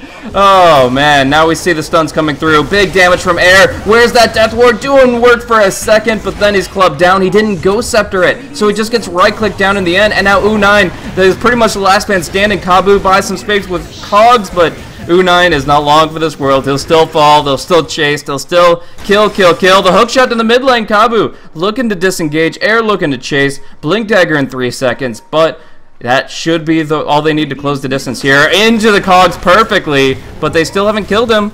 And he's going to keep on the run. Wild Goose Chase while the base dies in mid. Tier 4 is dropping quickly. Is he? I should get him. Should. Oh wow, he gets a crit, okay. But, I mean, look at the bases, though. While this is going on, Tier 4s on both sides are taking massive damage. The one that falls is actually on the Dire side, but there was a lot more structural damage taken by the ones on the Radiant, just because of which lane is pushing. And I have to say, ZSMJ, due to the fact that they have a Solar Crest and a Butterfly on the Luna, he's picking up MKB and he's just destroying people in those fights. Now this time around, there was enough space created first that he can actually just right-click away, and that was absolutely disgusting. 400 and, like, what is it, 500 damage right now with the Vlad's Aura?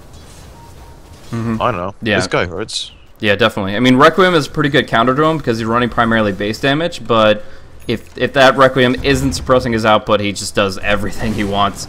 And we're going to see the Familiars do some good damage down bottom. Did they lose some there? It looks like they didn't get away with any of the birds. They're all going to be picked off by Pretty Ha and by the stand-in Bat Rider. It will do a lot of good damage to the Tier 3, but they need that resummon. Well, at least we actually see that the birds in the late game aren't as insane as they actually, like, are in the early game. Anyway, I should probably use Insane less now that I think about it, but who cares? It's a nice game. Everyone's going full crazy. 38 for 37. The gold graph is once again completely going the opposite direction, and I imagine he's going to come down eventually once again, because this game is far from over. Yes, there's, well, tier 4s under heavy siege top lane, but... I'm looking at the buybacks. There's only one buyback on the Tiny and on the Brewmaster, and that's it. Maybe the Lion gets some gold here, but we're going to see a catch out here. Kaka, he bought back earlier. He's going down quick. And ZSMJ, that hook shot you were talking about, it's all about the BKB. But he has no TP. He's running to the base to sell treads so he can BKB TP away, but by then Kabu will have the hook shot. He goes for the BKB TP. Kabu interrupts it, and ZSMJ will fall, perhaps forcing a buyback in the base. It's all on HGT up top to actually force them to retreat. Just start wailing on racks, wailing on tier 4s, force them to TP home so you can wait out this death timer on the Tiny. But pretty you're talking about that solo kill. The Glimmer Cape keeps him alive, and he'll blink away. Crazy stuff. So, do you think that Tong Fu can pressure buyback here, or going but for those TPs back, does it waste the time? Oh, Kabu, a haste rune? Seriously? At this stage in the game? It's perfect to lock down air here. They still have that hookshot waiting, and he's going to BKB, but he has no TP either. That's two easy pickups. Oh, no. If there was a TP on either of those heroes, I think that there's an opportunity. I guess with air, probably not because the hookshot. But in the case of the Tiny, the hookshot was on cooldown. If you just had that damn TP, but BOT is now being purchased on Tiny a little bit too late. I'm just watching greatfirewall.pptx, so I don't know what's happening. Anyway, the good news is TongFu are just not fooling around. They might force double buyback. The tier 4s on the Radiant side have a combined HP of the one tier 4 left on the Dire side, so it's very open. Are we going to be seeing a relocate? Oh, we'll have to see who he can relocate. Tiny buys back. There's going to be a Bat Rider lasso into the throne, into the Tree of Life. The Shadowfiend's going to be going down quickly while the Brewmaster controls it on the front line, but the Pandas are all dying. The Requiem does come out, but Brewmaster has die-backed by the Brewlings falling. In his Primal Split, he will die, and they'll just go for the throne. U9 right-clicking it down. It's going to be on ZSMJ to right-click down U9, but he just can't hold against it. He's already bought back. This is the death of ZSMJ. This is the game for TongFu. They will take it here, taking down the throne, taking down HGT 39 to 44. Back and forth it goes, but in the end, 54 minutes in, TongFu take it away. Dude, I'm not trying to flame, but I would have loved to see some all-out raiding with a Tiny Wisp up in the Dire space. I think this would have been, if not close, I think this would have been very much enjoyable. Still great game. Yeah. I mean, nothing more to add. 54 minutes of pure carnage. Back and forth, and boom, here we go. Yeah, really, they just thought that they had the combat potential for that last fight when they got the lasso in on that Shadow Fiend. Finding an ability to pull him right next to the fountain and focus him down while Brewmaster kind of zones them out on the other side seems tactically like a really good move. The problem is they just didn't have as many lives to throw at it because of those buybacks, because of those pickoffs that happened just before it.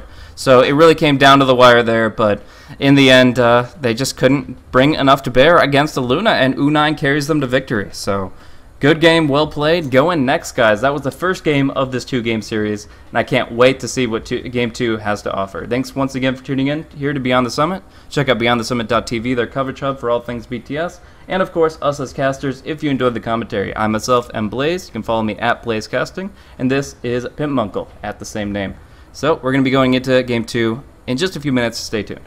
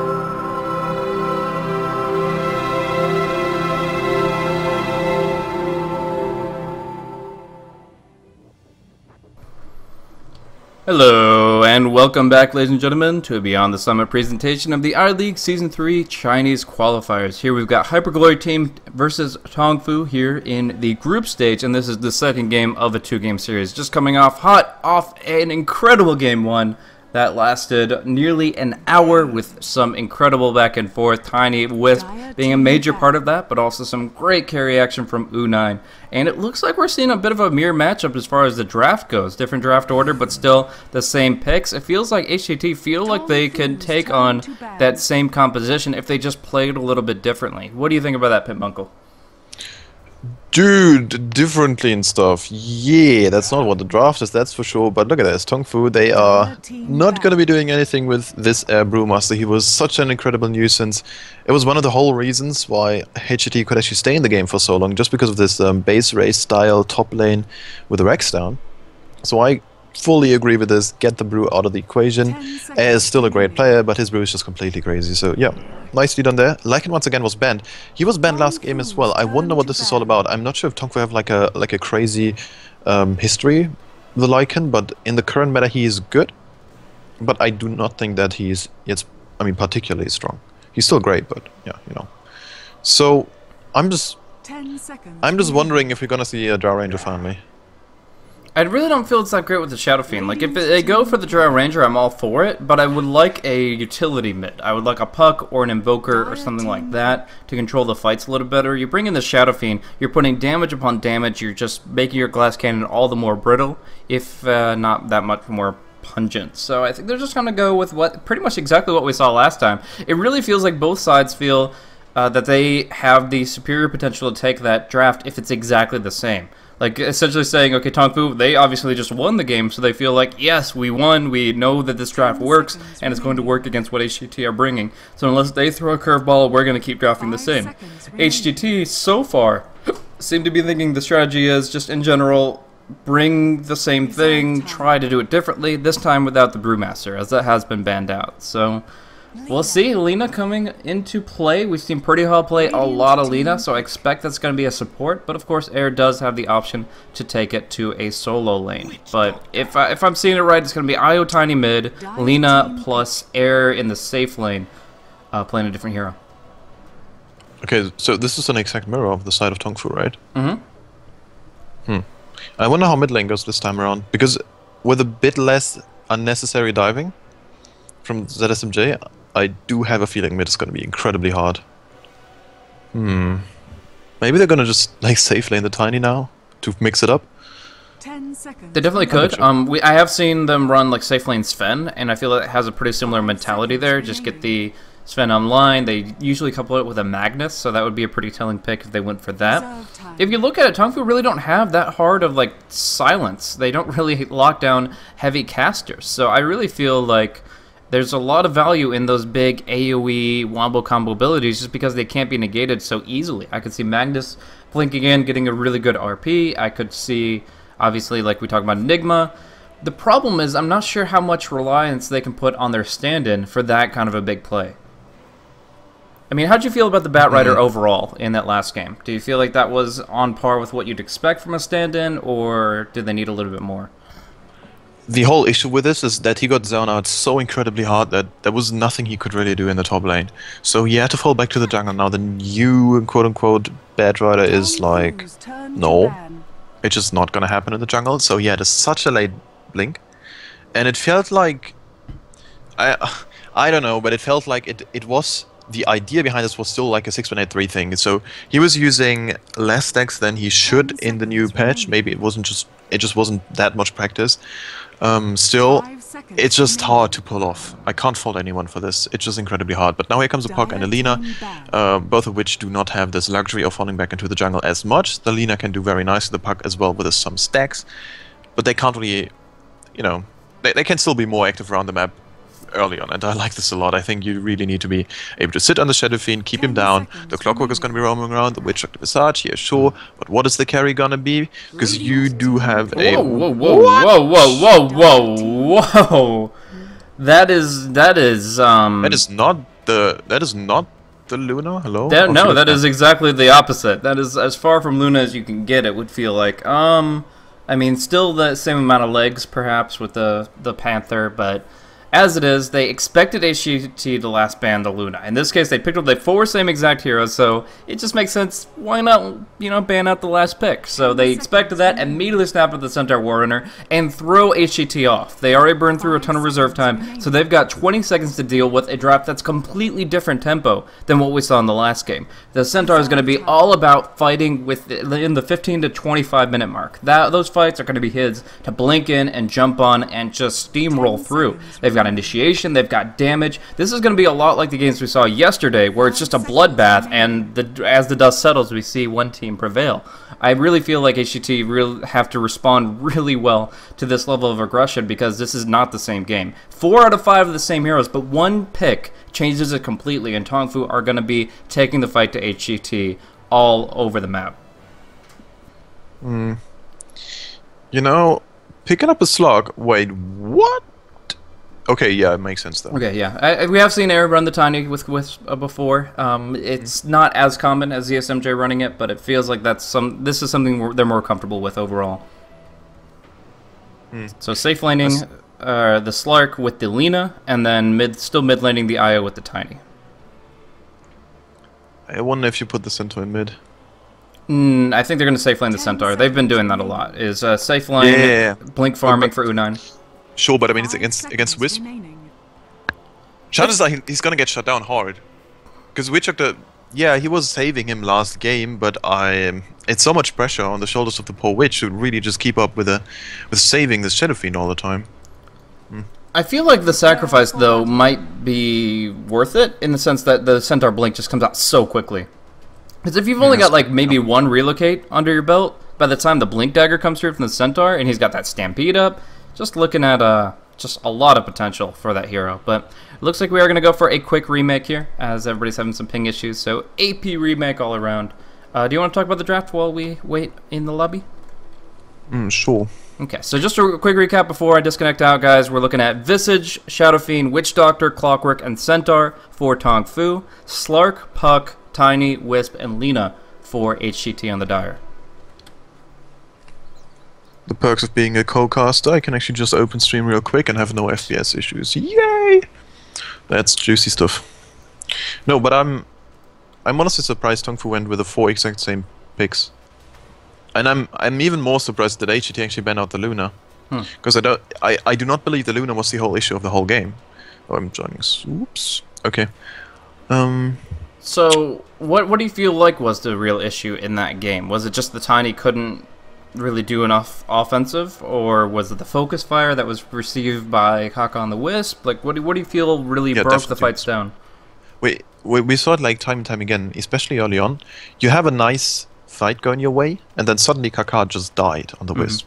And everything went south, because the whole farm was on the Tiny. You had so much control on the Brew.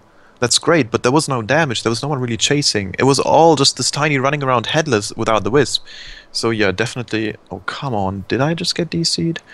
It was just... The Wisp was the whole thing. Yules was a good item choice in retrospective. I still would have liked to see some sort of cloak on someone at least. But it's... I mean, you need so much to actually survive up against Shadow Fiend's right legs, the Witch Doctor ult, just running through a Clockwork who is damn good at singling yard. And my Dota just crashed. Jesus. Alright, so, you know, just 1 second. Oh, okay, they started. Oh.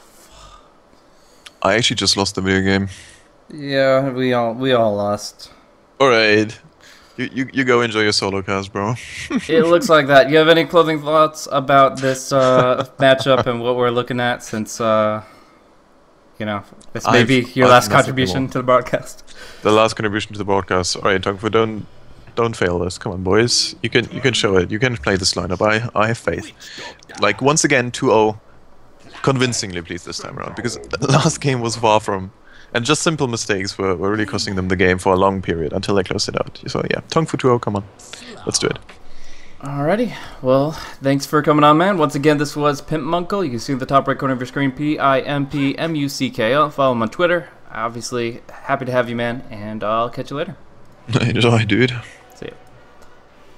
Alright, so going on, continuing with the game as a solo cast here, as we see the AP remake coming through.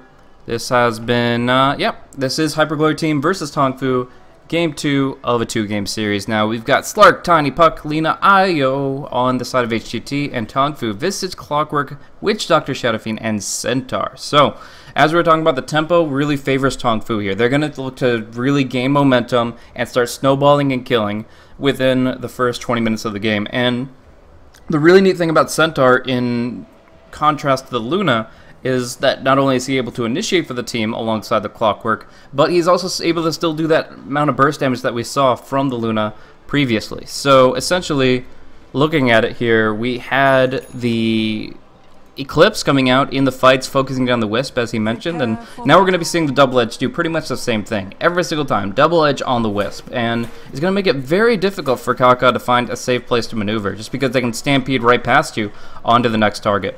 Now, it is worth noting that the Dream Coil can kind of wrangle the Stampede a little bit. Just put them in a little circle, make sure that they can't maneuver outside of it, and penning them in like that definitely enables HGT to execute their team fight more effectively, but it's still really difficult for the Wisp to be confident going into any aggressive tether plays. Still going to go for the same opener here, though. Kaka drops down a ward, is going to be going for the Bottle Rush here and cutting down some trees. Now, the Dire side is a little bit different for this matchup here. We're going to see a lot more stacking, double stacking coming in from the Wisp, and that's going to enable the Tiny to build up his farm a lot more rapidly unless U9 do something about it. So we'll see if they can keep tabs on the jungle, see how this strat works out for them, but as it stands right now, yeah, we're seeing 30 seconds to battle. them just kind of control the pole camp, block this one off with the Eastern Ward. There are 2 sentry spots here. There's the one here, and there's the one in here. And they'll even get an Obs Ward behind the tower. So they're going to get something out of this. Either Vision behind the enemy tower, or they're going to get the pole camp on lockdown. Either way, pretty good stuff. But again, emphasis is going to be here on the Bounty Rune. Io, Tiny, don't want to mess with them here, and they're going to be able to get the rune for Kaka unless Kabu goes for something crazy. A huge cog knockback. That would be extremely aggressive, and it might be a toss back onto the Lena. No, they don't go for it. They won't be connecting. If they get the toss back onto Lena, they get the pounce, then they get the Light Circle Ray, they get the kill. But as it is, it's just a Bounty Rune trade-off. And we'll go through some introductions here. GX is going to be running the Visage again. I mean, I guess everybody's going to be doing the same thing. Kabu, Clockwork, Melody Lovers, Witch Doctor, Shadow Fiend played by Red, U9 on the Centaur. He's the only one that's playing something different. And he's going to be going to the safe lane with all these tangos. So, we'll have to keep our eye on the mid lane. It's going to be more so a 2v2 this time around. They obviously know exactly what happened wrong the first time around up against the IO Tiny, so they go ahead and fix that with a babysitter for the first few minutes here in the mid.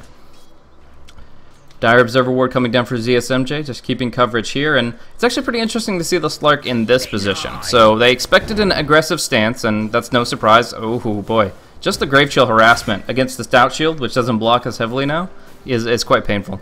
But we're going to see him rotate up. Essentially, they expected an aggressive tri-lane from TongFu based on their movements. Then they realized that it's going to be like a 2-1-2 strat, and they rotate the Puck down bottom, the Slark up top. And I think this reactive play is really good, but it is going to cost them a little bit in terms of TP and just time in general to farm. We're going to see the Pounce connect, though, so they might be able to make up for it with a First Blood. Light Circle Ray connecting onto Kabu, continuously putting out the Essence Shift, and they get the kill. Really great way to start things off for HGT, completely making up for the musical lanes they had to play to get the configuration they were looking for.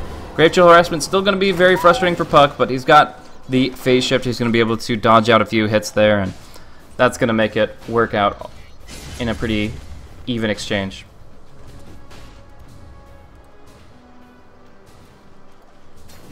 So, looking at the next move forward, we're going to be seeing current CS for the Shadow Fiend right now is 7-1.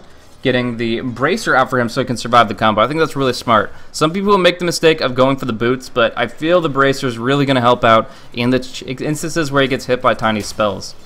We're going to see, however, another rotation come through. GX looking for a 2v2 here. Now they go on Cabo and he wants to get involved. He's going to go for the Grave Chill onto Pretty Hall first. They get the knockback onto ZSMJ. He's trying to trade hits. He drains the mana of the Visage. Visage actually can't cast a Soul Assumption. Oh, no. Oh, I'll talk about that in a second, but Cabo on the sideline is going to Magic Stick away from Lena. There is no Dragon Slave, so there is no kill. I'm really surprised Lena's not level 2. But it's still going to be a Cog knockback onto ZSMJ, and now he, too, is out of mana. But the big deal here is you look, and Visage right now has plenty of mana. He has 260. The reason he was short is because every single time you get hit by Essence Shift, it's a little mini mana burn. Every point of intelligence equates to 13 max mana. And if you get that little mana burn out and you drain that intelligence, it's actually going to cost you a little tiny chunk of your mana pool. And essentially, he knew he had enough mana for the combo, but after a few right clicks from the Slark, that changed, and he couldn't go for the Soul Assumption in there. So they couldn't go offensive, they couldn't focus the Slark, they had to disengage, and although they survive, it's a bad trade in the end. So that was pretty interesting, but we're going to see down bottom, the Centaur just farming up pretty freely here, 16 and 6. The Puck does get 10 and 2 for himself, so it's not like he's completely outclassed here. And we'll see, of course, Air pushing forward in the mid. They're looking for rune control for the 4-minute mark. They want to expend their bottle charges here and now. And they do some good damage, but it's not going to be anything in kill threshold. We have the Sav as well as the Bracer here on the Shadow Fiend, trying to make sure it's fine. Oh, this is a dangerous move. Offensive Orb is great for last hitting, but you get caught up by that Stomp, and it might be a point of no return. But for now, he'll just trade hits with the return and the Tangos. And wait for a better opportunity when maybe another support rotation comes through. Because right now, Witch Doctor's focused mid, Visage is focused top. As far as the jungle stacks, as we see no kills happening just yet, we've got a double stack on the medium camp. Looks like a triple stack on the hard camp. And then looking over the Dire side, you've got a double Centaur Hellbear. And you've got a nice hodgepodge of Centaurs, Wolves, and Ogres here for the medium camp. A triple stack there. So, this top lane is actually contesting ZSMJ pretty well. Honestly, I wasn't sure how well an off-lane Clockwork Visage combo would work out, but in this case, ZSMJ feels pretty threatened. He's not able to last hit as directly. Kabu's not getting out that much either, but their emphasis here is to just mess with ZSMJ. They have no other intentions than just to stifle his momentum, since they already fed First Blood. If the First Blood hadn't come out, I don't think Visage would be top, but as it did, they need to make sure he doesn't get too much item tempo. Otherwise, he's going to be somebody they can't really deal with towards the mid-game. Air fishing for an Avalanche, not going to find it, but just going to rely on that bottle to fill him up anyways. Oh, Cast coming out. They're going to get a double raise here onto Air, dropping him pretty low. They'll break down some trees. They'll pop the Haste Rune and get some bottle sips flowing. So he'll be A-okay, but they are going to be pretty reliant on the 6-minute rune spawn. In the meantime, Puck going for the Phase Boots here. Good in a 1v1 matchup, just to get those extra last hits out, just to have that extra bit of mobility. He's actually trying to dodge return with his Phase Shift, but it's hard to time based on when the attack lands, which is now the case.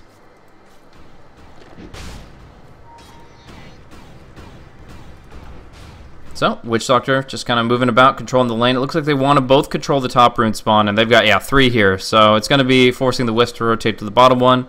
As far as Dire Vision, though, they have no idea what's lurking in the shadows. So they just have to make the right guess, and it seems to be fine here. Just walking in the woods at night. No problems here. But double damage rune comes out for Kaka, which is going to be great. Sometimes it's really hard to see the particle effects for runes on Wisp. I don't know if that's kind of like a stealth buff to him, where he's just a little bit stronger with runes for that reason, especially in, but yeah, I mean, right now as it is, they're kind of moving about, looking for an opening that won't come once they realize they're under this Dire Observer Ward. There are 2 supports on the high ground. Normally these supports would be just impossible to see, but with that Dire Observer, it's very clear, and they're not going to get caught out by Cask or anything. Slark is actually going to get a kill on the Clockwork up top here, so catching him out with the Pounce, a Dark Pact, and a Shadow Dance. Able to do just enough damage to bring him down. It's an extended engagement there, but the Clockwork just finding some difficulty disengaging from it, and that Shadow Dance being the trump card in that matchup. I mean, the Slark being level 6 versus a level 4 is already really nice, but being able to find that opening is a pretty easy kill without the Visage to help. So we'll switch it over to net worth to see that the Shadow Fiend is right now about to farm up all these camps, jumping up from 3,100 up to close to 33. And that's going to, actually 3,400, wow. Really good momentum swing for Red here. He's going to be able to build up towards his next set of items pretty quickly, whether that be the Treads, Magic Wand, anything like that sort.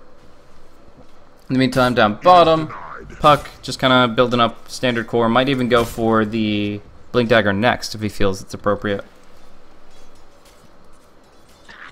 Any other major item progression? I don't really feel that's the case. I mean, Slark obviously is doing pretty well right now, but it's going to be mid where we do see a Grave Chill coming out at the very least, and Wisp, just in case, is ready to TP and give him some fountain regen.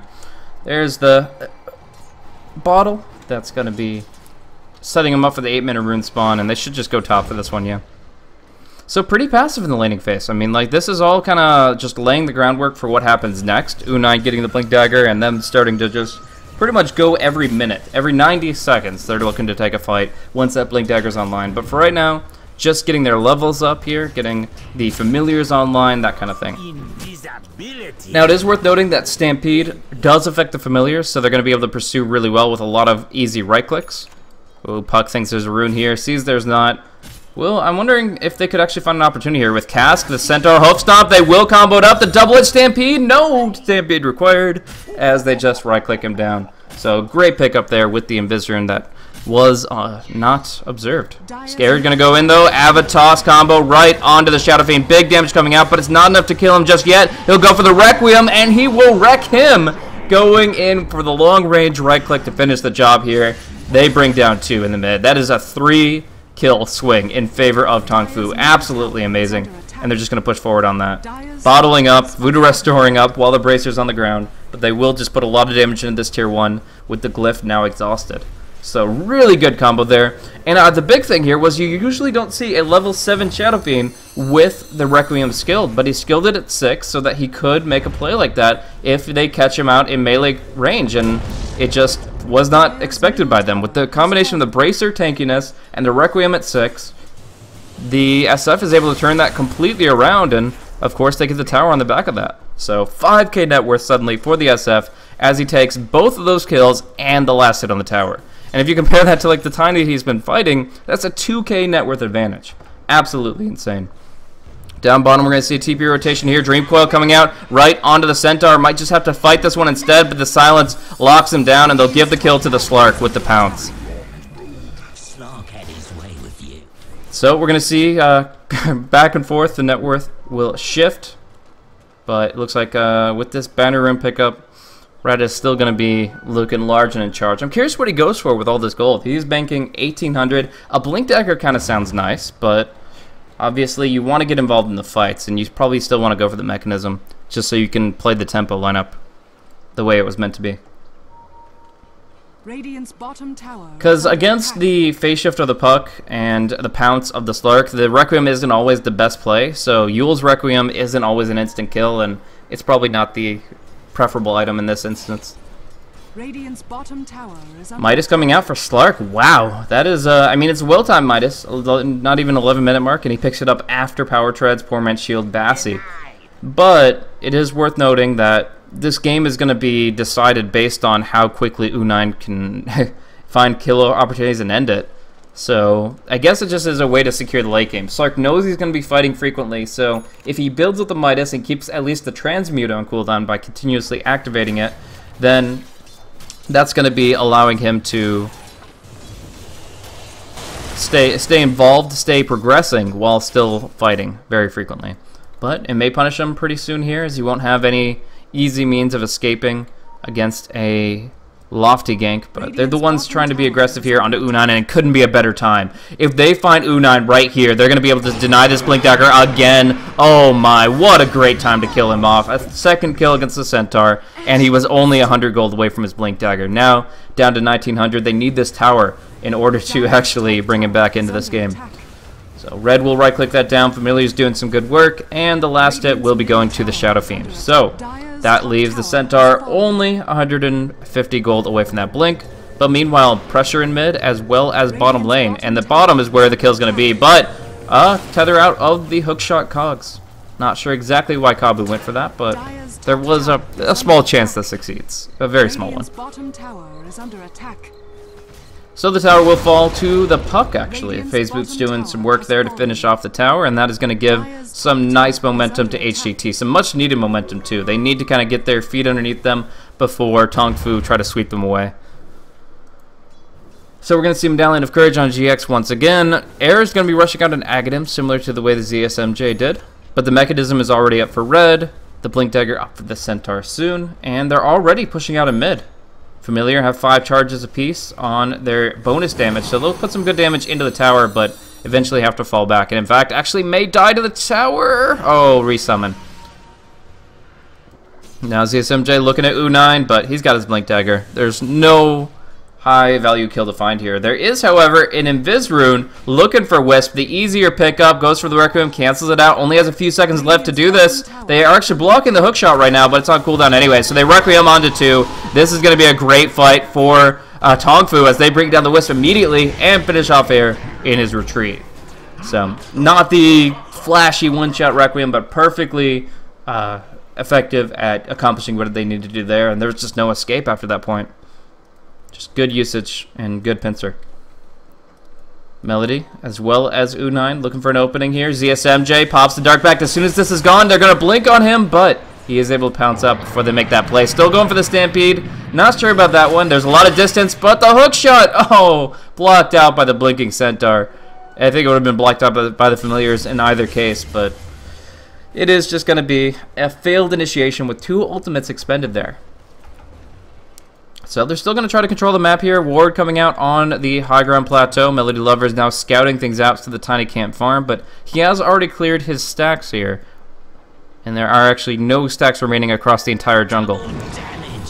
DD Rune on the Slark. Not sure how well he's going to be able to use it. Really depends on initiation. If he is able to stay in the fight for a long time, that could be a really big deal. They throw a creep at him to actually get vision up into this area, and they're actually going to go in here with a double damage rune onto red. U9 goes for the stomp, Dark Pact on cooldown, but he is in the Shadow Dance. Now right-clicking onto Kabu, kills Kabu so quickly, and the Visage too. He can't get the Requiem off, or sorry, the Soul Assumption off. Death Ward though, doing a lot of damage onto the puck. Now Air in the thick of things. But it looks like ZSMJ is not going to be able to pursue further. It's Light Circle ready to connect, and that's what's going to get them the kill. A double kill for the Slark. U9 making it a trade, but it's still a bad trade for them, as it's going to be 4 for 2, maybe 5. Kaka missing the last Spirit.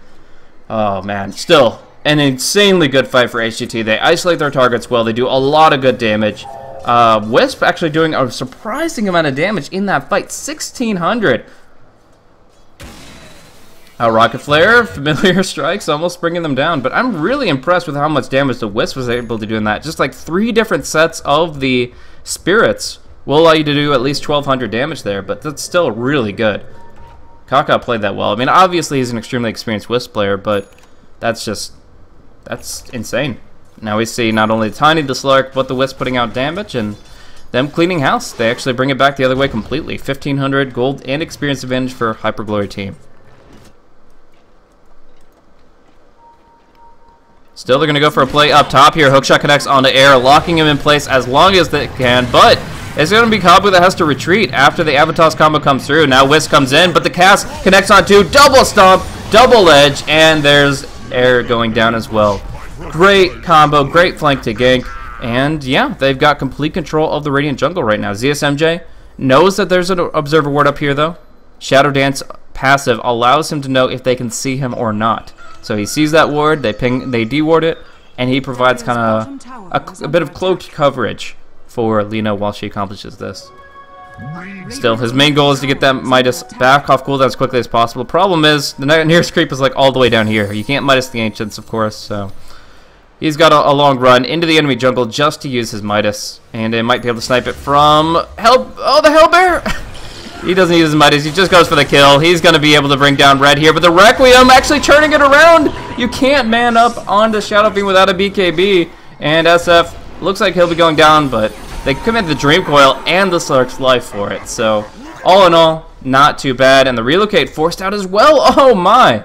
Kaka gets the relocate away. Oh wait, that was relocate in, my bad. But still.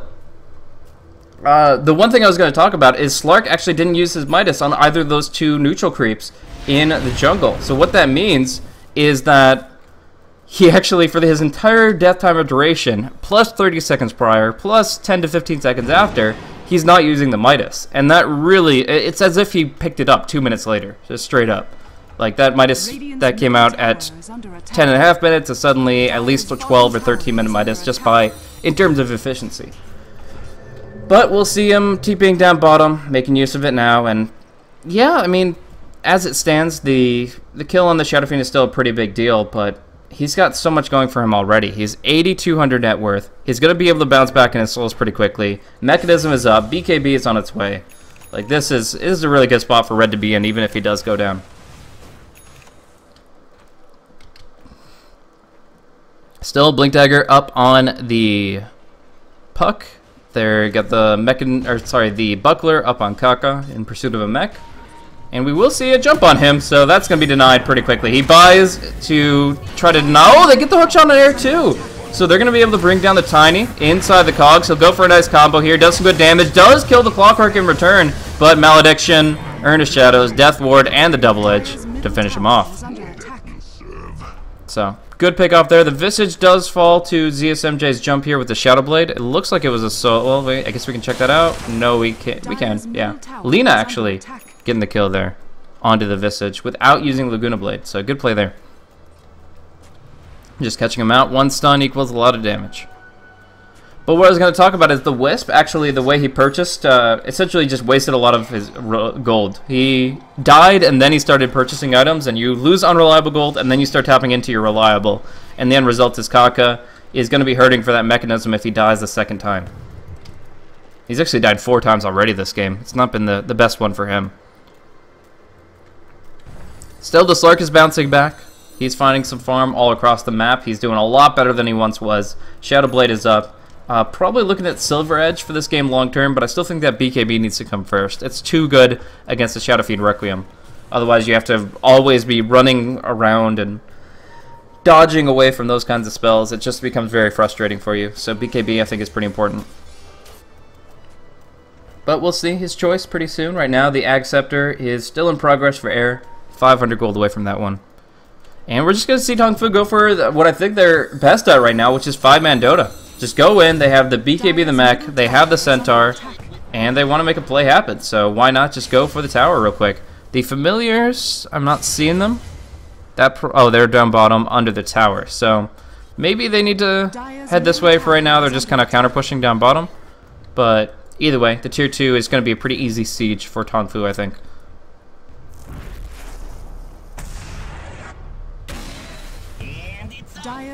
And that's not even going to be fortified, not going to be defended whatsoever. It's going to be an attempt to deny it with a cute little orb jump play there from the Puck. But it doesn't connect with the auto attack, and no harm, no foul. Mechanism coming out from the Wisp. Kaka now in a good spot this game. It takes a little while, but foregoing the Urn of Shadows, he's able to get the mechanism out at 20 minutes. And that's going to enable him to do a lot of healing in the fights. A lot of much needed healing, in fact.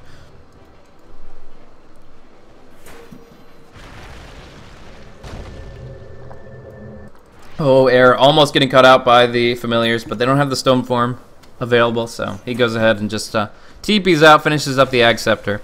And they look for map control again. It's actually really interesting to see all these Sentry Wards placed out by the Radiance and Dire alike. It's just this web of sentries back and forth. We've seen some D-Ward on D-Ward action, but essentially, I mean, they've been just kind of placing them all around the map to get not only Observer Ward control, but also this aspect of evading the Shadow Blade of the Slark. They want to know when he's approaching so they can turn fights against him. And that's going to be easiest to do when they have sight. So, really good active usage of the Sentry Wards. And we're going to see Melody Lovers look to Sentry out. I'm not sure. They just got the Radiant Ward down under a Dire Observer and Sentry, and that's not great. But it looks like they're going to disengage from there. So they trade a tier 1 for some damage on the tier 2, but Puck goes in. Dream Coil onto 2. Red instant BKB. Great Requiem. Doing some good damage with a phase shift from the Puck. He dodges it all, and Air comes in with the relocate on the backside. So they're going to kill off the Witch Doctor, the Visage, and now look for more. Inside the cogs, it will be the death of the Slark, but still, Air is in a position where he can do some good damage. Dunks down Kabu, jams it in with the toss across the map, and now Pretty Hot is actually going to be gunned down by the Familiars. Shadow Fiend will fall on the tail end of it, though. And that leaves a lot to be desired for TongFu's teamfight as U9 disengages. The first to go in, the first to leave as well. It just shows that HCT are able to fight really well in the right circumstances. They get a good initiation. Puck does an amazing phase shift dodge of the Requiem there that just negates the spell entirely almost. And from there, they move in. They use the mech pretty well. I think they use the mech. I'm not too sure. But no matter the case, they fought it really strong, and they're able to take a kill advantage here at 22.5 minutes, which is really good for the late game lineup. We were talking about it in the draft plenty, but by picking up a Centaur instead of a hero that parallels to the Luna in terms of scalability, TongFu sacrificed their late game potential for early game dominance, and right now they're not feeling so dominant. 3k net worth, 5,500 experience. HGT are pulling this one back. If they could just get some map control up, they're in a great position to start taking this game by just in stride, by just out-farming, out-scaling their opposition. The Shadow Fiend can only carry so hard in the end.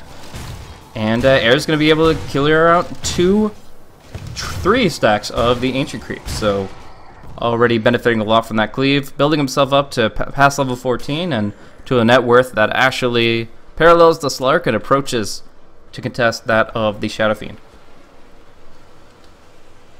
Speaking of Shadow Fiend, farming back up his souls, looking to get involved in the next fight. I don't really feel like you can just lose that fight and say, okay, well, we can't fight anymore, because that obviously went disastrously. It's all about just taking a different approach to it and finding a new opening. They have this lane ward down, a little bit more vision here, but would love to see a ward somewhere in the jungle just to kind of see things as they come by. But at least for now, Sentry Ward is what's going to work. If there's a Shadow-Bladed Slark running in and around, then they're going to see that and trap him in the cog. So good positioning from Kabu, good ward from Melody Lovers, and they'll just stand behind the Shadow Fiend for the slow siege.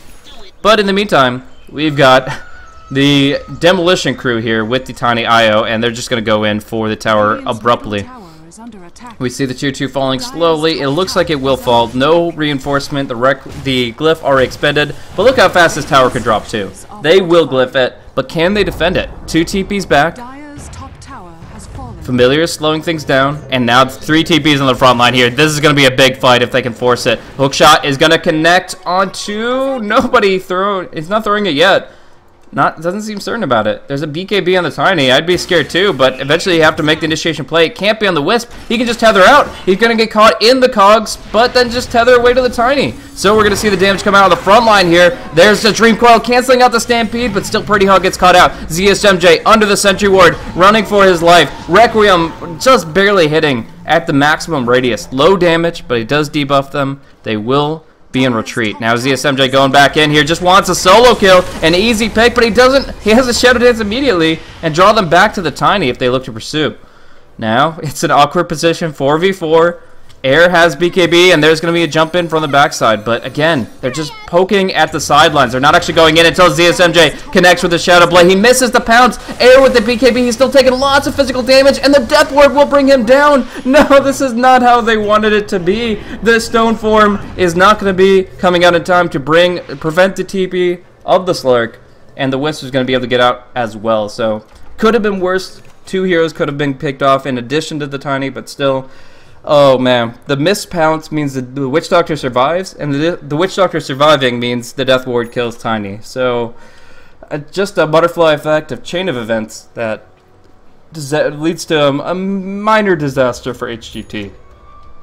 It's more of a mishap than a disaster, but it still is unfortunate. And we'll see now that they need to just kind of regroup, push together, and make sure that they play it very smooth. Just try to initiate at the right position, take advantage of what's on cooldown.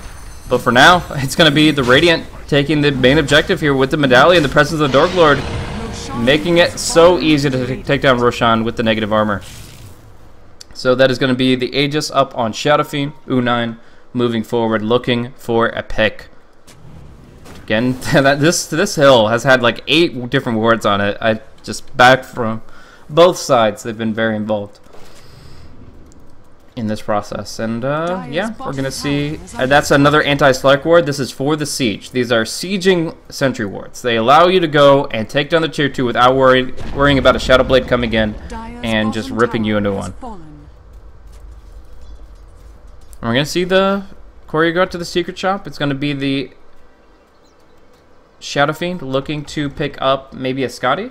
He's got a lot of gold heading his way, so I think he's going to be able to pick up the Scotty very shortly. Just needs a point booster, and that's only going to be 300 gold away, so he'll keep it there.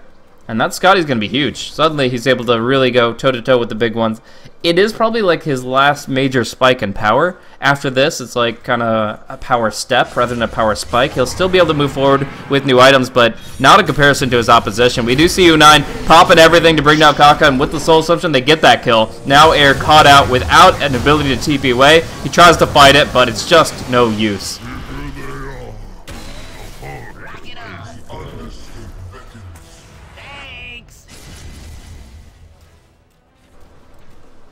So we're going to see some split push from the Slark, but some direct push from TongFu. They've taken down to the Tiny. They've taken on the West. They will march right up to the high ground. They know this is their time to shine. This is their best chance to take a Rax, and they're going to go for it. Really good spot with the Aegis and the BKB 8 on to the Shadow Fiend.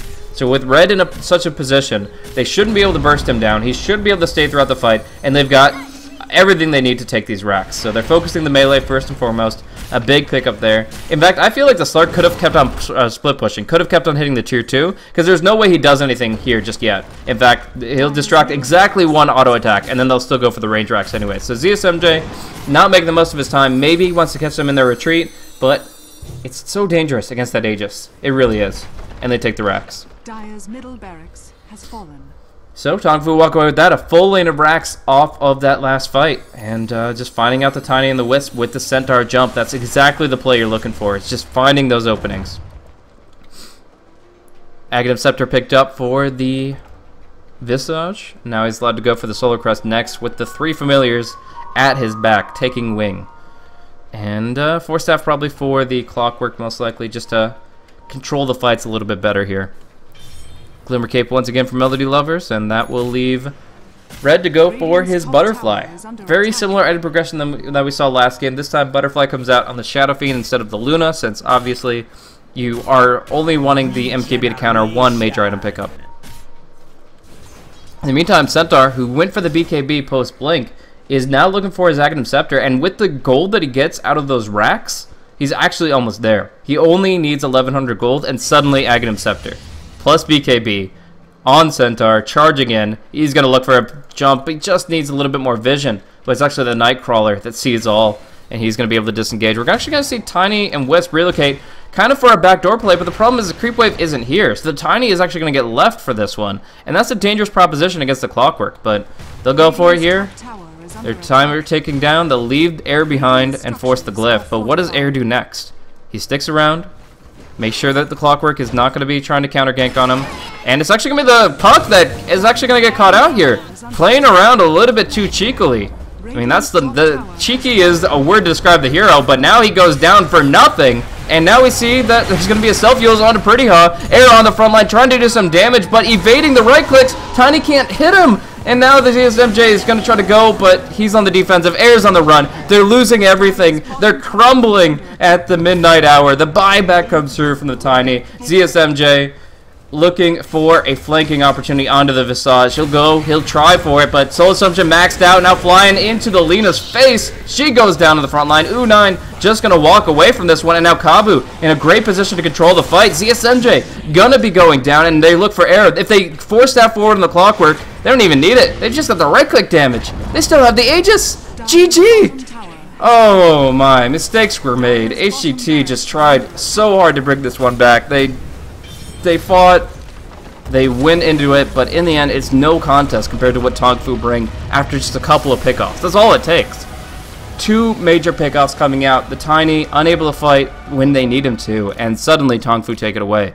Like, it seems kind of jarring to see the game to come to this conclusion when we saw how fleshed out the first game could be, but it just comes down to that Centaur. He's more about initiating, finding pickoffs, finding openings, and team fighting, rather than trying to look to farm efficiently and scale late. So there was just more impetus for U9 to make things happen, and when he connects, he certainly connects. They take HGT down 23-17 in 31 minutes, and that makes it a 2-0 for TongFu. Really good play overall. Great drafts. I mean, obviously, it was kind of the same thing twice, but with a different spin on it in Game 2, and it worked both ways. So, really good showing from TongFu, and pulling a major upside in my mind over HGT. I consider HGT the stronger team. Obviously, that is generally with their offlaner, Westbrook, XTT. Generally speaking, he's the one to play there as an unofficial offlaner for them. And in my mind, that makes HCT stronger when they have their full roster. But here, TongFu running some stand-ins as well and still playing it really smooth. Congrats to TongFu and their victory here in iLeague China. And that actually wraps it up for us here today. Thank you guys so much for tuning in. Hopefully you guys enjoyed it.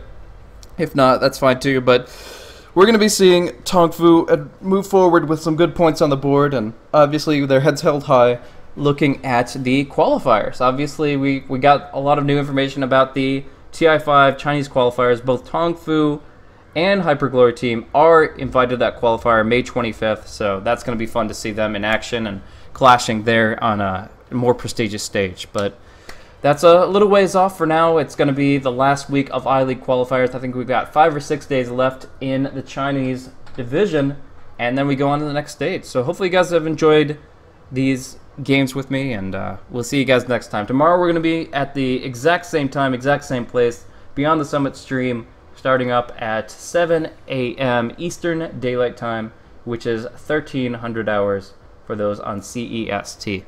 Anyways, that wraps it up for here today. BeyondTheSummit.tv, at Blazecasting, all that good stuff. We'll see you guys tomorrow bright and early. Thanks for tuning in.